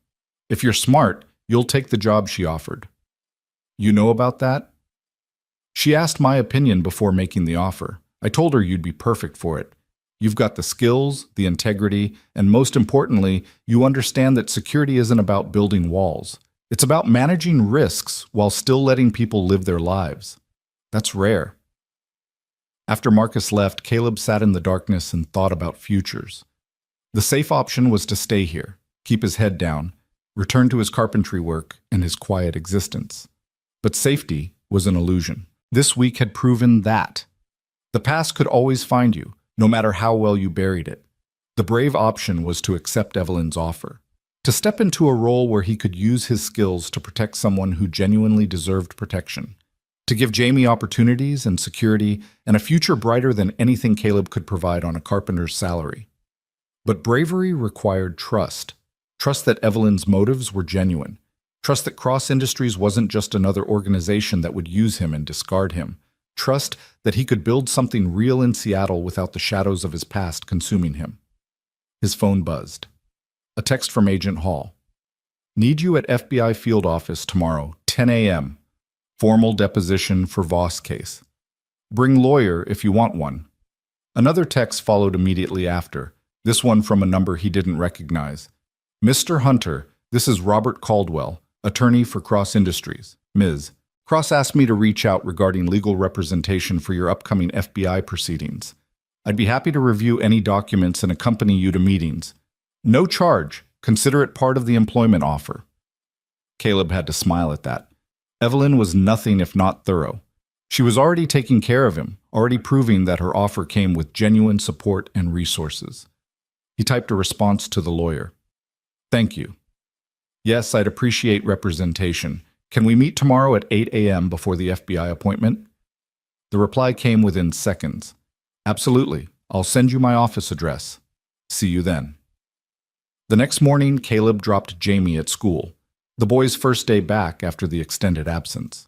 Mrs. Henderson met them at the entrance, her kind face creased with concern. "Everything okay now?" she asked quietly while Jamie ran ahead to greet his friends. "Getting there. Thank you for being patient with us." That's what community is for, Caleb. We support each other through the hard times. Robert Caldwell turned out to be a sharp-eyed man in his early 50s with silver hair and the confident bearing of someone who'd spent decades winning cases. His office in downtown Whitefish was modest but professional, decorated with diplomas from Yale Law School and photos of him shaking hands with various politicians and judges. "Ms. Cross briefed me on your situation," Caldwell said as they sat down. "I want to be clear about something up front. I'm here as your attorney, not hers. Everything you tell me is privileged. My loyalty is to you, not to Cross Industries." Evelyn insisted on that distinction. She didn't have to do that. She did, actually, because she understands that for you to trust her offer, you need to know you have independent representation. It's a smart move and an ethical one. Caldwell pulled out a legal pad. "Now, tell me everything about tomorrow's deposition. I want to know what questions they're likely to ask and how we should frame your responses." They spent 2 hours going over the details. Caldwell asked pointed questions, identified potential legal pitfalls, and outlined a strategy for Caleb's testimony that would satisfy the FBI's needs while protecting him from any potential liability for his actions during his Aegis years.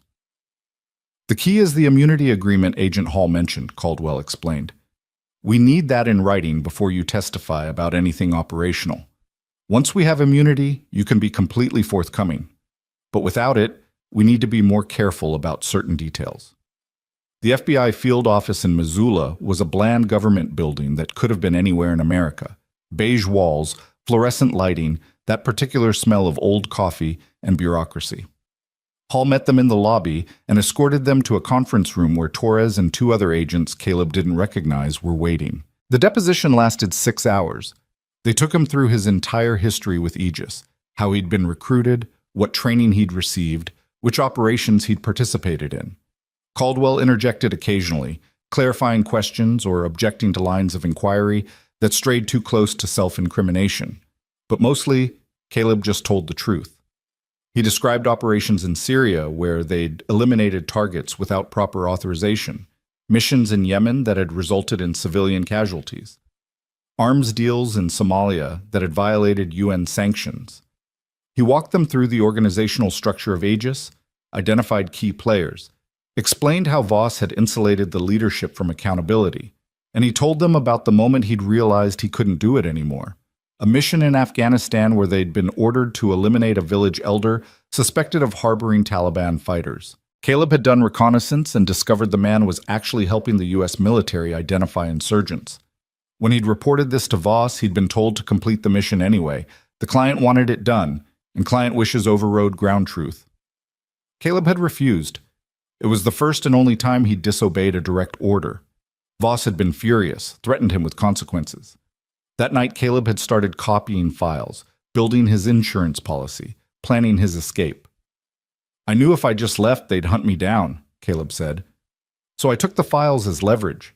Insurance that as long as I stayed quiet, they'd leave me alone. It worked for 10 years. Until the plane crash made you famous," Hall said. "Until the plane crash made me visible. There's a difference." By the time they finished, Caleb felt wrung out, exhausted from reliving memories he'd spent a decade trying to forget. But there was also a strange sense of relief. The secrets were out now. The burden was shared. He didn't have to carry it alone anymore. Torres slid a document across the table. "This is your immunity agreement? Everything you've told us today? Everything you might testify to in future proceedings? You're protected from prosecution. The only exception would be if you lied to us, which I don't believe you have." Caldwell reviewed the document carefully, then nodded. "It's solid. I'd advise you to sign." Caleb signed, his hand steady despite the magnitude of what he was doing. With that signature, he was committing himself to seeing this through, to testifying at trials, to facing cross-examination from defense attorneys, to reliving his past in public courtrooms. But he was also securing protection for Jamie. Whatever happened going forward, his son would be safe from the legal consequences of Caleb's past. Hall walked them out after the deposition concluded. In the parking lot, she stopped and turned to face Caleb directly. "I want you to know something," she said. "What you did this week, coming forward, setting the trap, testifying today, it takes courage. Most people in your position would have run or fought or tried to cut a deal that protected only themselves. You chose justice instead. That matters. I just want my son to grow up safe. He will. Thanks to you, dozens of corrupt officials and criminals are going to prison. Operations like Aegis will think twice before breaking the law again. You made a real difference, Mr. Hunter. Don't forget that. Driving back to Whitefish, Caleb felt lighter somehow. As if telling the truth, facing the past head on, had burned away some of the shame and fear he'd been carrying. It wasn't gone completely, maybe it never would be, but it was manageable now. That evening, he called Evelyn. "I'm accepting your offer," he said without preamble. "Head of security for Cross Industries, but I have some conditions." "Name them." "Jamie's safety is non-negotiable. If there's ever a choice between my job responsibilities and his well-being, he comes first. Always." "Agreed. Next?" "I want to be involved in the investigation into who sabotaged your plane. If someone tried to kill you once, they might try again. I need to understand the threat we're facing." "Already planned on it. My head of corporate investigations is compiling a file. You'll have full access. And I want your promise that if I tell you something is a security risk, you'll listen. No overruling me because it's inconvenient or because you don't like the restrictions. If I say no to something, it's for a good reason." Evelyn was quiet for a moment. "That's going to be difficult for me. I'm used to being in control, making my own decisions." "I know, but I can't protect you effectively if you ignore my advice. We need to trust each other." "All right. You have my word. I'll listen to your security recommendations and take them seriously, but I reserve the right to discuss them if I think there's a better solution." "Fair enough. When can you start?" Caleb looked around his small cabin at the life he'd built in Montana. Leaving it would be hard, but staying would be harder now that the illusion of safety had been stripped away. "Give me 2 weeks. I need to sell the house, get Jamie enrolled in a Seattle school, pack up our lives here. 2 weeks, and we'll be ready. Take 3 if you need it. I want this transition to be smooth for both of you. I'll have my HR director reach out about housing options in Seattle. We own several properties that might work for you." After hanging up, Caleb walked into Jamie's room. The boy was already asleep, one arm flung over his stuffed bear, his face peaceful in the soft glow of the nightlight. Caleb sat on the edge of the bed and gently brushed hair from his son's forehead. "We're going to be okay," he whispered. "I promise. We're going to have a good life, you and me. A safe life. A real life." Jamie stirred slightly but didn't wake. Caleb sat there for a long time watching his son sleep, thinking about futures and second chances and the way lives could change in an instant, sometimes for the worse, but sometimes, if you were lucky and brave and willing to fight for it, for the better. The next 2 weeks passed in a blur of logistics. Caleb put the cabin on the market and was amazed when it sold in 4 days to a young couple from California looking for a quiet retreat. He packed up 10 years of accumulated possessions, threw away things that didn't matter anymore, kept the things that did, photos of Sarah, Jamie's artwork from kindergarten, the fishing rod they'd been using the day of the crash. He met with Hall 3 more times for additional depositions as the federal case against Aegis expanded. Each session revealed new depths of corruption, new co-conspirators, new crimes that would take years to fully prosecute. But the case was solid. Voss's testimony combined with Caleb's files created an ironclad narrative of systematic illegality. The media attention gradually faded. There were always new stories, new tragedies, new heroes to celebrate. Within 2 weeks, Caleb's face was mostly forgotten by the general public. He was relieved. Jamie took the news of their move with the adaptability of children. He was sad to leave his friends, but excited about living in a big city, about the new house with the big backyard that Evelyn's HR director had found for them, about the school that had a robotics program and a real swimming pool. "Will I still be able to see you every day?" Jamie asked one evening as they packed boxes together. "Every day," Caleb promised. "I'll still take you to school and pick you up. We'll still have dinner together and do homework. The only difference is I'll have a different job and we'll live in a different place. And you'll keep people safe, like you kept that lady safe from the plane." "Something like that." "Cool. That's way better than building decks." On their last morning in Montana, Caleb took Jamie fishing one final time at Clearwater Lake. They stood on the same rocky shore where everything had changed, casting lines into water that looked exactly as it had that fateful Tuesday morning 2 weeks ago. "Did you know," Jamie said thoughtfully, "that this is where you became a hero?" "I'm not a hero, buddy. I just did what anyone should do." "That's what heroes say." Jamie's bobber dipped beneath the surface. I got one! Dad, I got one! They spent the next 20 minutes reeling in a decent-sized trout, Jamie's face lit with triumph as Caleb helped him land it. They took a picture together, father and son holding the fish between them, smiling at the camera. Then they released it back into the lake and watched it disappear into the depths. Why'd we let it go?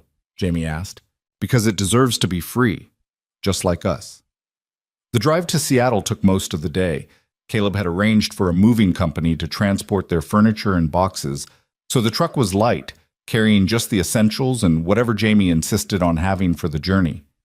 They listened to audiobooks, stopped for lunch at a diner that reminded Caleb of Maggie's place, and talked about what their new life might look like. They arrived at their new house just as the sun was setting, painting the Seattle skyline in shades of orange and purple. The house was in a quiet neighborhood in Queen Anne, a 3-bedroom craftsman with a fenced yard and a view of Puget Sound in the distance.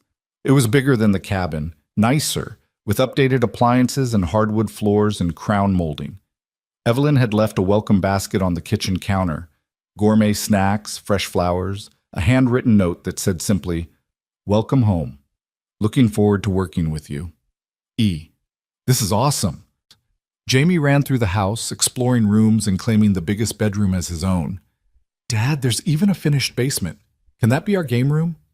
Sure, buddy. Whatever you want. That night, after Jamie was asleep in his new room, Caleb stood on the back porch and looked out at the city lights twinkling in the distance. Seattle felt foreign, overwhelming, full of possibilities and dangers he couldn't yet identify. But it also felt like a fresh start, a chance to build something new from the ashes of what he'd lost. His phone buzzed, a text from Marcus. Heard you made it to Seattle. Welcome to the neighborhood. Team briefing tomorrow at HQ, 9 a.m. Don't be late. Another text, this one from Hall. Voss arraignment set for next week. You'll need to be available to testify if called. Thanks again for everything. And finally, one from Evelyn. Sleep well. Tomorrow we start changing the world, or at least keeping it a little bit safer. Glad you're here. Caleb smiled and pocketed his phone. Tomorrow would bring new challenges, new responsibilities, new fears to manage and overcome. But tonight, he was just a father who'd moved his son to a new city, who'd taken a job that would provide for them, who'd chosen courage over comfort. He went inside, locked the doors, set the alarm system that Cross Industries Security had installed earlier that day, and checked on Jamie one more time. The boy was sprawled across his new bed, already making it his own, completely at peace in this strange place, because his father was there and that was all that mattered.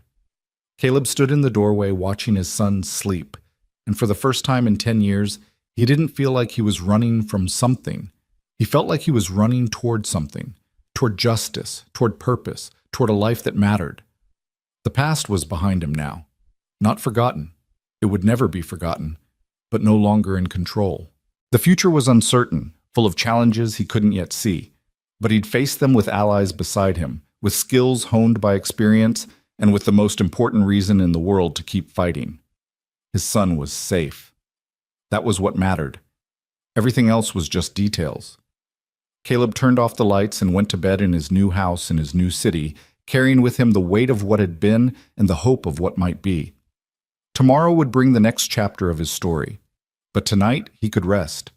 The war was over, the battle was won, and for the first time in longer than he could remember, Caleb Hunter felt something that had eluded him for a decade. He felt peace. The alarm went off at 6:30, pulling Caleb from a deep, dreamless sleep, the kind of rest he hadn't experienced in years. For a moment he lay disoriented in the unfamiliar bedroom, the morning light filtering through curtains he didn't recognize, until memory caught up with him. Seattle. New house. New life. He dressed in the clothes Marcus had specified.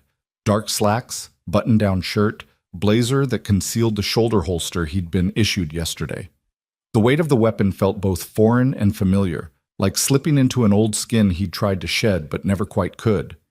Jamie was already awake, sitting at the kitchen table with a bowl of cereal, his school backpack ready by the door. The kid had always been an early riser, a trait he'd inherited from Sarah. Big day, Dad, Jamie said through a mouthful of cornflakes. Your first day at the new job. Big day for you too. New school, new teachers, new friends to make. I'm not nervous. Jamie lifted his chin with 8-year-old bravado. I'm excited. Caleb smiled and ruffled his son's hair. That's my boy. Come on, let's get you to school. I don't want to be late for my first briefing. The drive to Jamie's new school took 15 minutes through morning traffic. Laurelhurst Elementary was a modern building with bright murals painted on the walls and a playground that looked like it had been designed by someone who actually remembered being a child.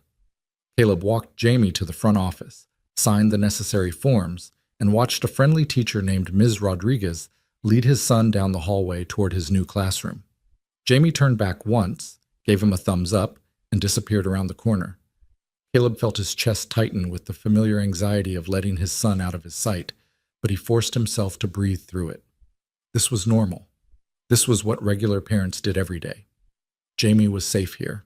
Cross Industries headquarters occupied a gleaming 40-story tower in downtown Seattle, all glass and steel and architectural ambition. Caleb parked in the underground garage and took the elevator to the 35th floor, where the Security Operations Center was located. The doors opened onto a space that looked like something from a spy movie. Multiple monitors displaying feeds from hundreds of cameras, sophisticated computer systems, a conference room with touchscreen displays covering the walls. Marcus was waiting for him, along with 4 other people Caleb didn't recognize. They were gathered around a large table covered with documents, tablets, and coffee cups. Caleb, good morning. Let me introduce the team. Marcus gestured to each person in turn. This is Sarah Chen, my sister and head of cybersecurity. David Park, Facilities Security Manager, Jennifer Rodriguez, Executive Protection Coordinator, and Thomas Okafor, Intelligence Analyst. Everyone, this is Caleb Hunter, our new Director of Personal Security. They shook hands around the table, professional but cautiously welcoming. Caleb knew they were assessing him, wondering if he was qualified for the position or just someone who'd gotten the job through personal connection to the boss. Let's get down to business, Marcus said, pulling up a presentation on the main screen. Caleb, you asked to be briefed on the investigation into Ms. Cross's plane crash. Here's what we know so far. The next hour was an intensive crash course in corporate espionage and attempted murder. The sabotage had been sophisticated, a slow-acting corrosive agent applied to a critical fuel line component that would degrade over time and fail catastrophically during flight. The timing had been carefully calculated to ensure the crash would occur over remote terrain where rescue would be difficult. The NTSB traced the chemical compound to a manufacturer in Eastern Europe, Thomas said, his Nigerian accent crisp and precise. It's not commercially available, which means whoever ordered this had serious resources and connections. We've been investigating Ms. Cross's business rivals, looking for anyone with both motive and capability. Have you found anyone? Caleb asked. 3 candidates. Sarah pulled up photos on the screen. Gregory Hartman, CEO of Techdyne Industries. They lost a major defense contract to us 6 months ago, cost them about $2 billion. Hartman has a history of aggressive business tactics, and his company has ties to private security firms that could access the chemical compound used in the sabotage. Second candidate is Martin Zhao, Chinese national with significant holdings in pharmaceutical manufacturing. Cross Industries blocked his attempted hostile takeover of Biomedics last year, so his connections to intelligence services and unlimited financial resources. And third is Richard Castellano, former business partner of Ms. Cross from her early days building the company. They had a bitter falling out 15 years ago over intellectual property disputes. Castellano sued, lost, and swore revenge. He's made several public threats against Ms. Cross over the years, though nothing specific enough to warrant legal action. Caleb studied the 3 faces on the screen, his tactical mind already analyzing threat profiles. Which one has the highest probability? We think it's Zhao, Marcus said. His resources match the sophistication of the attack. He has clear financial motive, and our intelligence suggests he's used similar tactics against competitors in the past, but we can't rule out the others. What's the security posture right now? How are we protecting Ms. Cross? Jennifer Rodriguez spoke up, her voice carrying the authority of someone who'd spent years in executive protection. Enhanced protocols since the crash. Ms. Cross has a 4-person protection detail anytime she leaves the building. 2 advance, 2 close protection. We've swept her home for surveillance devices, installed upgraded security systems, and we're vetting all new personnel who come into contact with her. Her vehicle is armored, and we vary her routes and schedule to prevent pattern recognition. It's not enough, Caleb said bluntly. If Zhao or any of these others are serious about trying again, they'll adapt to your protocols. You need to be more unpredictable, and you need to go on offense, not just defense. Marcus raised an eyebrow. What do you have in mind? We set a trap, similar to what we did with Voss, but subtler. We create an opportunity that looks too good to pass up, a moment of vulnerability in Ms. Cross's schedule, a gap in security that seems exploitable. Then we watch to see who takes the bait. That's risky, Jennifer said. You're talking about using Ms. Cross as bait. I'm talking about controlling the situation instead of reacting to it.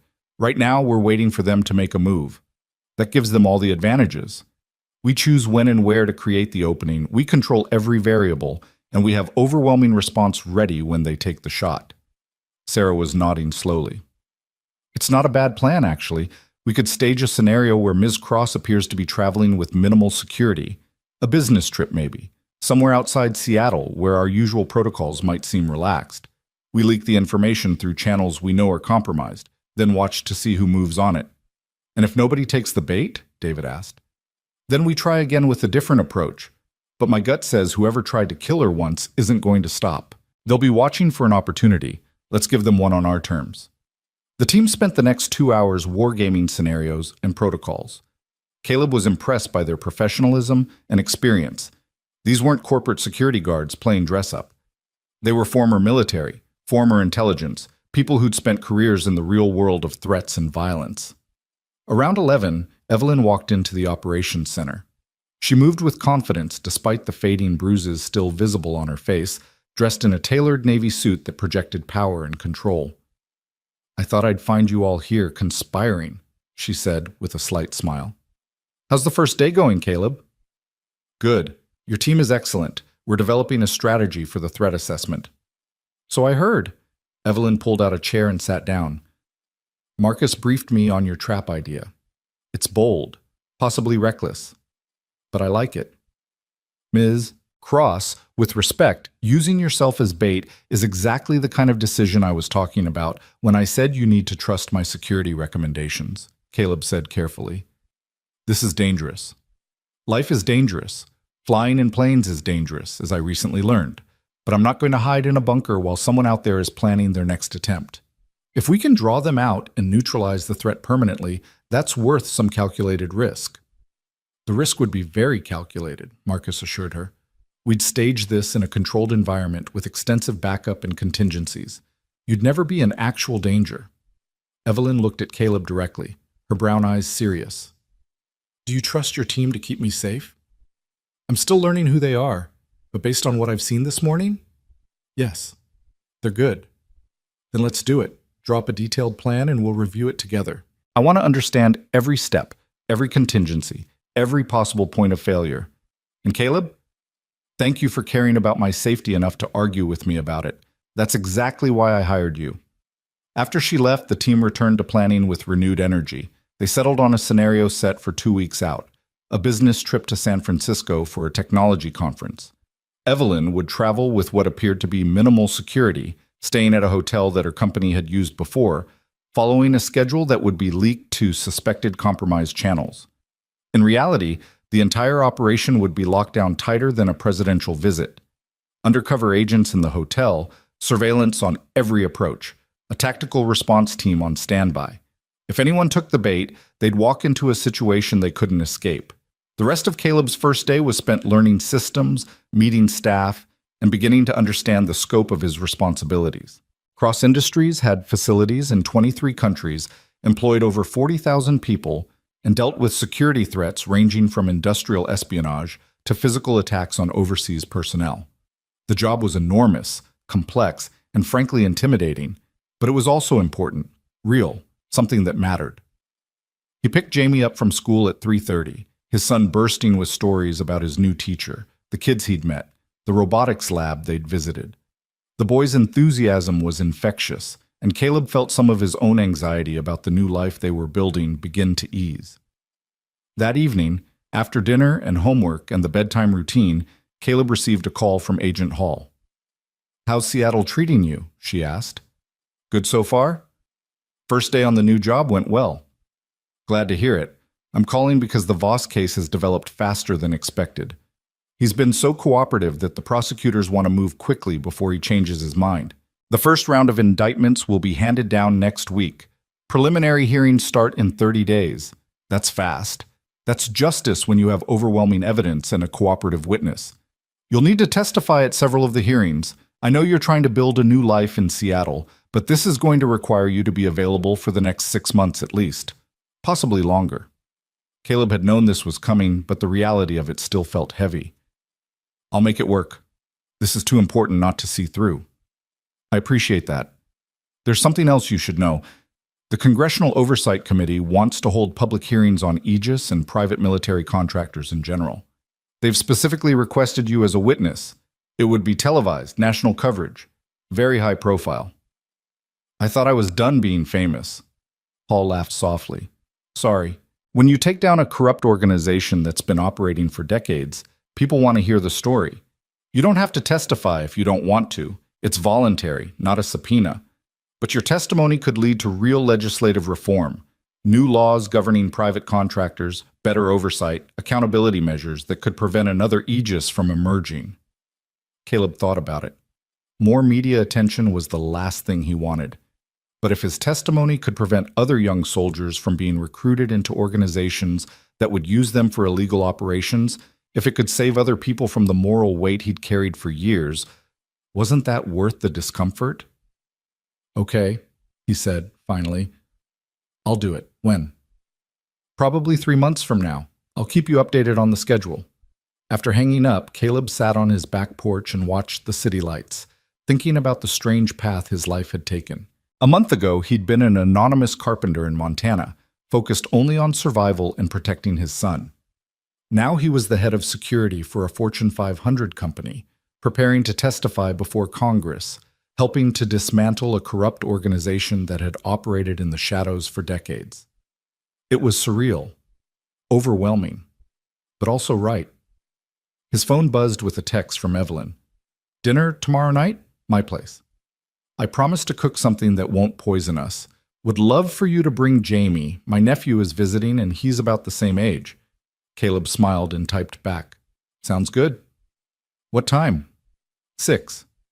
And Caleb? Thank you for today. For pushing back on the trap idea, for caring about the risks, for taking this role seriously. I made the right choice hiring you. The next 2 weeks fell into a rhythm.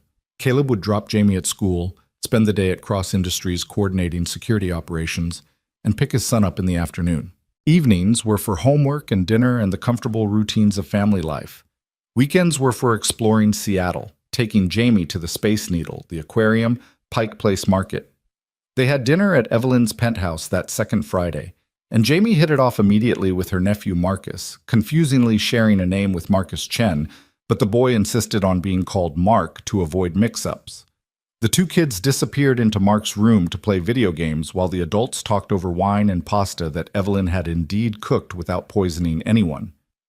How are you settling in? She asked as they sat on her balcony overlooking the Sound. Better than expected. Your team is excellent, and the work is challenging in a good way. I feel like I'm doing something that matters. You are. More than you know. Evelyn took a sip of wine. Can I ask you something personal? Sure. Do you ever regret it, pulling me from that plane? Your life was quiet before that day, safe, anonymous. Now you're testifying at trials, working a high-profile job, dealing with threats and responsibilities. Part of me feels guilty for disrupting the peace you'd built. Caleb thought about how to answer. I don't regret saving you. I couldn't live with myself if I'd stood on that shore and watched you drown. But you're right that it changed everything. My past caught up with me, and there's no going back to the anonymous life I had before.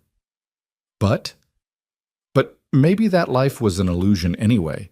I was hiding, not living. I was so focused on keeping Jamie safe that I forgot to show him what it means to be brave, to stand for something, to use your skills and experiences to make the world better.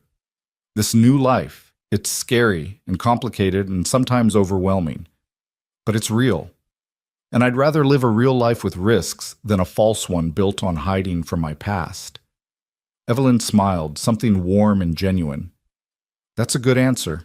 And for what it's worth, I think you're showing Jamie exactly what he needs to see. A father who does the right thing even when it's hard. Who protects people who need protection. Who faces his past instead of running from it. That's a hell of an example to set.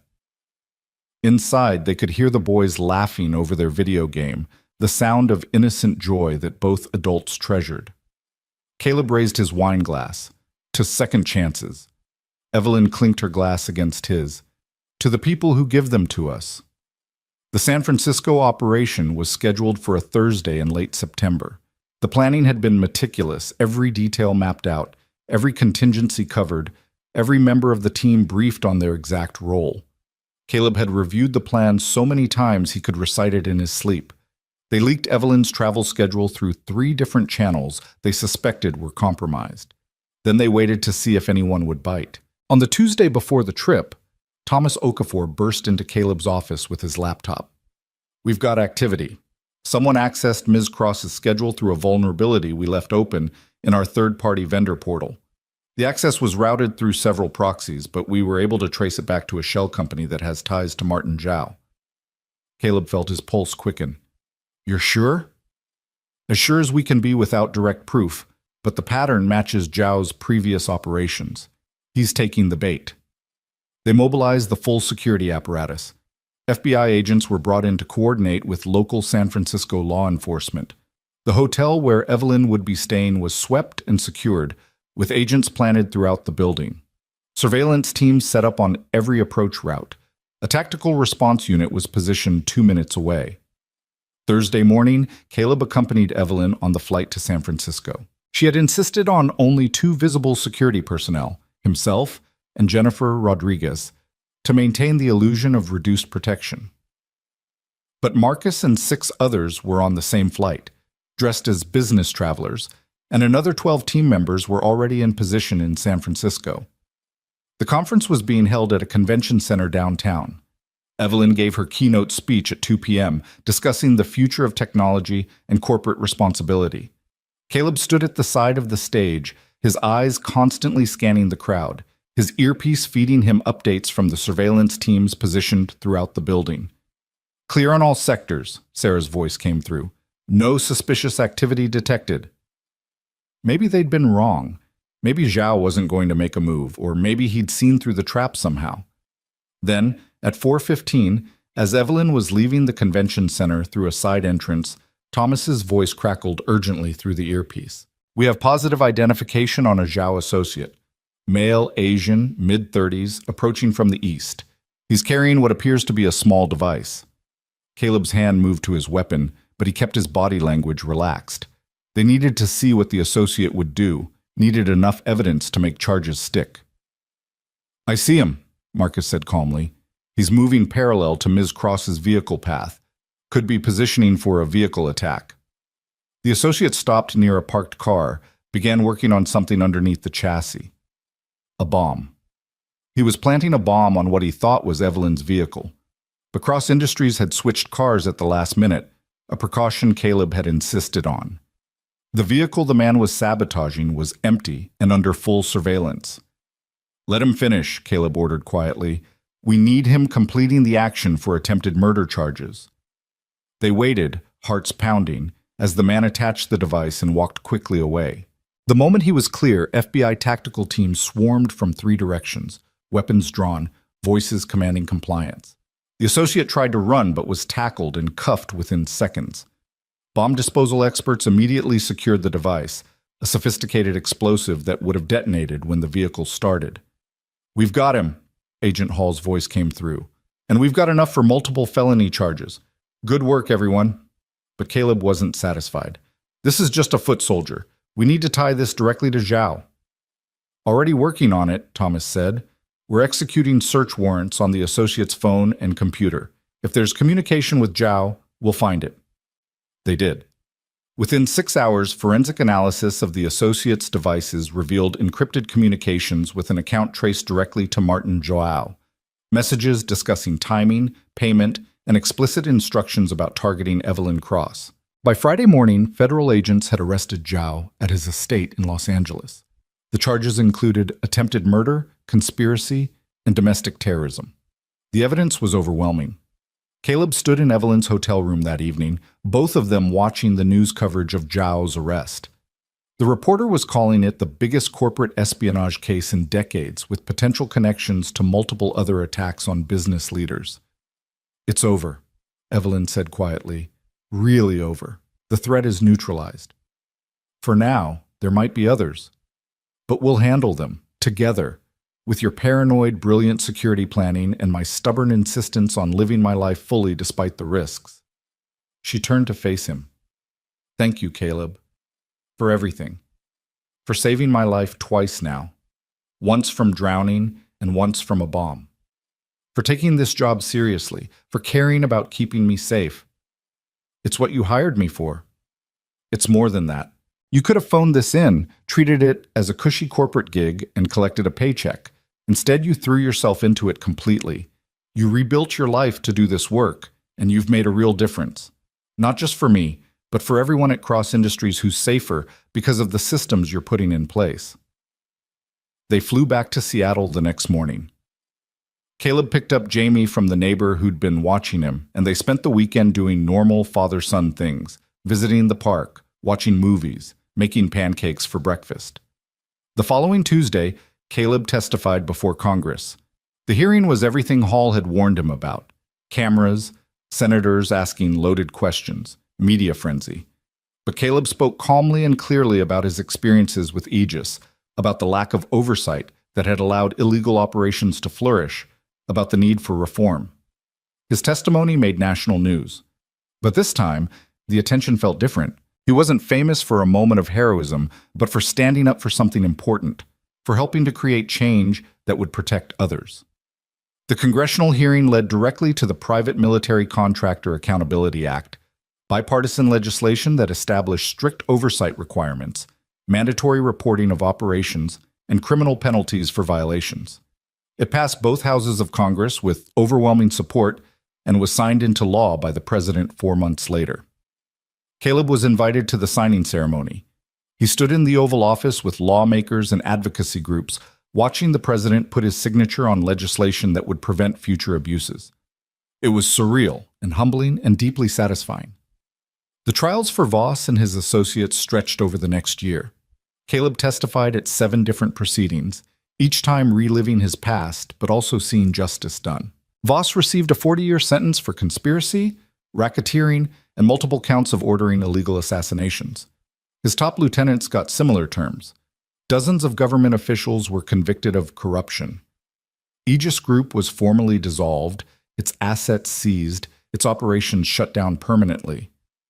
Through it all, life continued. Jamie thrived at his new school, making friends and joining the robotics club. Caleb attended every parent-teacher conference, every school event, every science fair. He was present for his son in a way he'd never quite managed before, no longer consumed by fear and secrets. His relationship with Evelyn evolved into genuine friendship. They had dinner regularly, talked about everything from security protocols to philosophy, to their shared experience of building lives from difficult pasts. She became part of their family in a way that felt natural and right. Marcus and the security team became trusted colleagues and friends. They worked together to make Cross Industries one of the most secure corporations in America, implementing innovative protocols that other companies began to emulate. 18 months after the plane crash, Caleb stood on the shore of a lake in Vermont, not hiding this time, but visiting. The FBI had finally closed his case file. There were no more threats from Aegis, no more trials pending, no more need for the witness protection that had been offered. He was simply Caleb Hunter, head of security for Cross Industries, single father, survivor. He'd brought Jamie here for a weekend getaway, wanting to show his son that lakes could be peaceful places for fishing and fun, not just sites of trauma and transformation. They'd spent the day on the water, and Jamie had caught 3 decent-sized bass, his face lit with joy each time.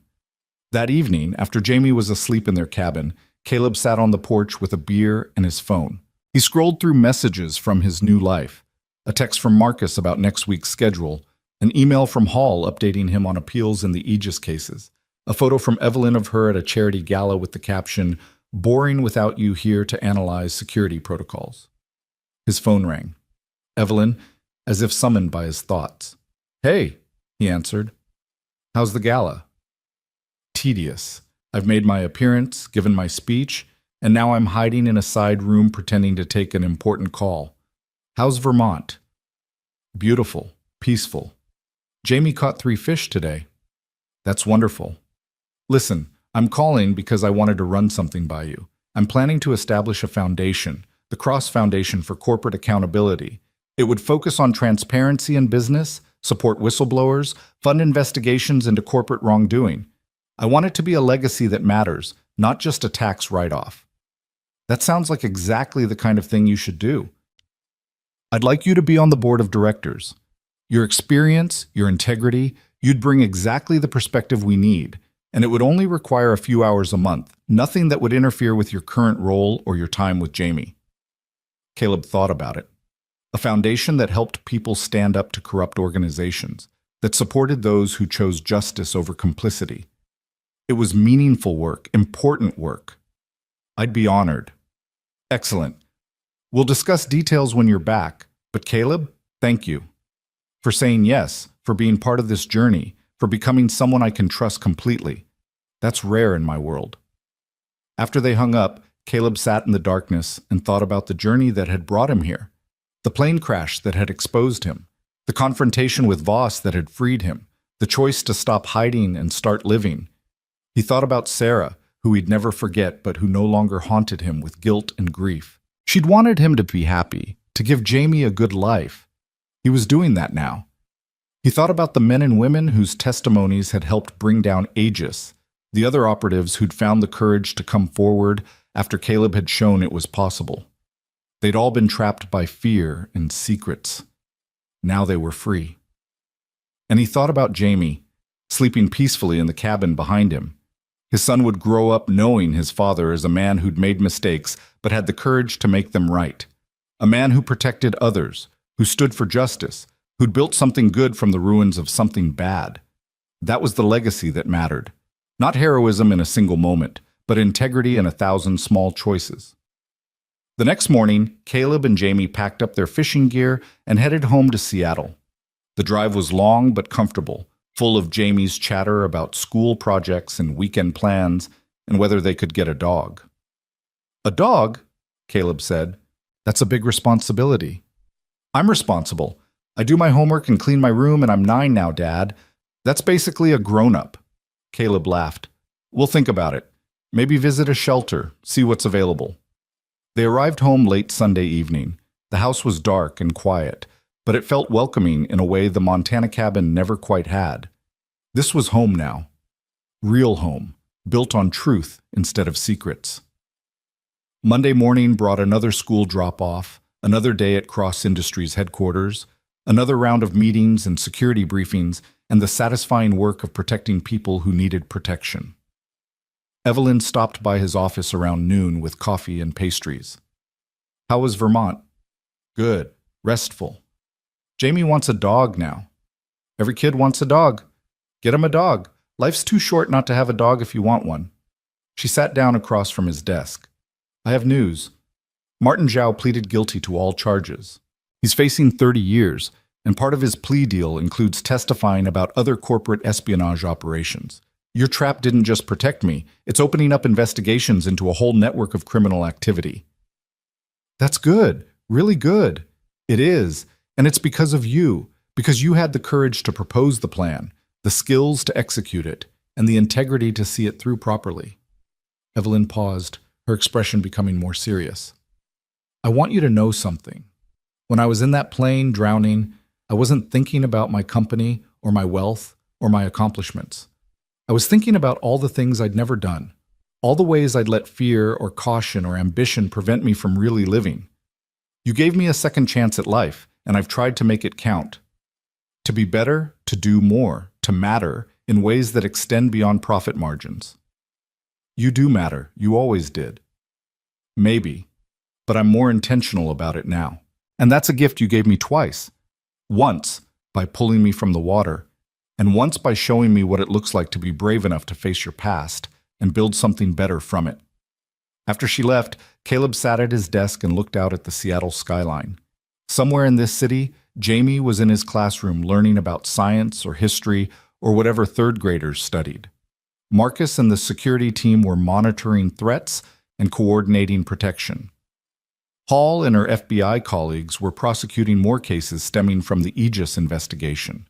The world kept turning, full of dangers and challenges, and the constant need for people willing to stand against corruption and violence. But it was also full of second chances, redemption arcs, lives rebuilt from ashes.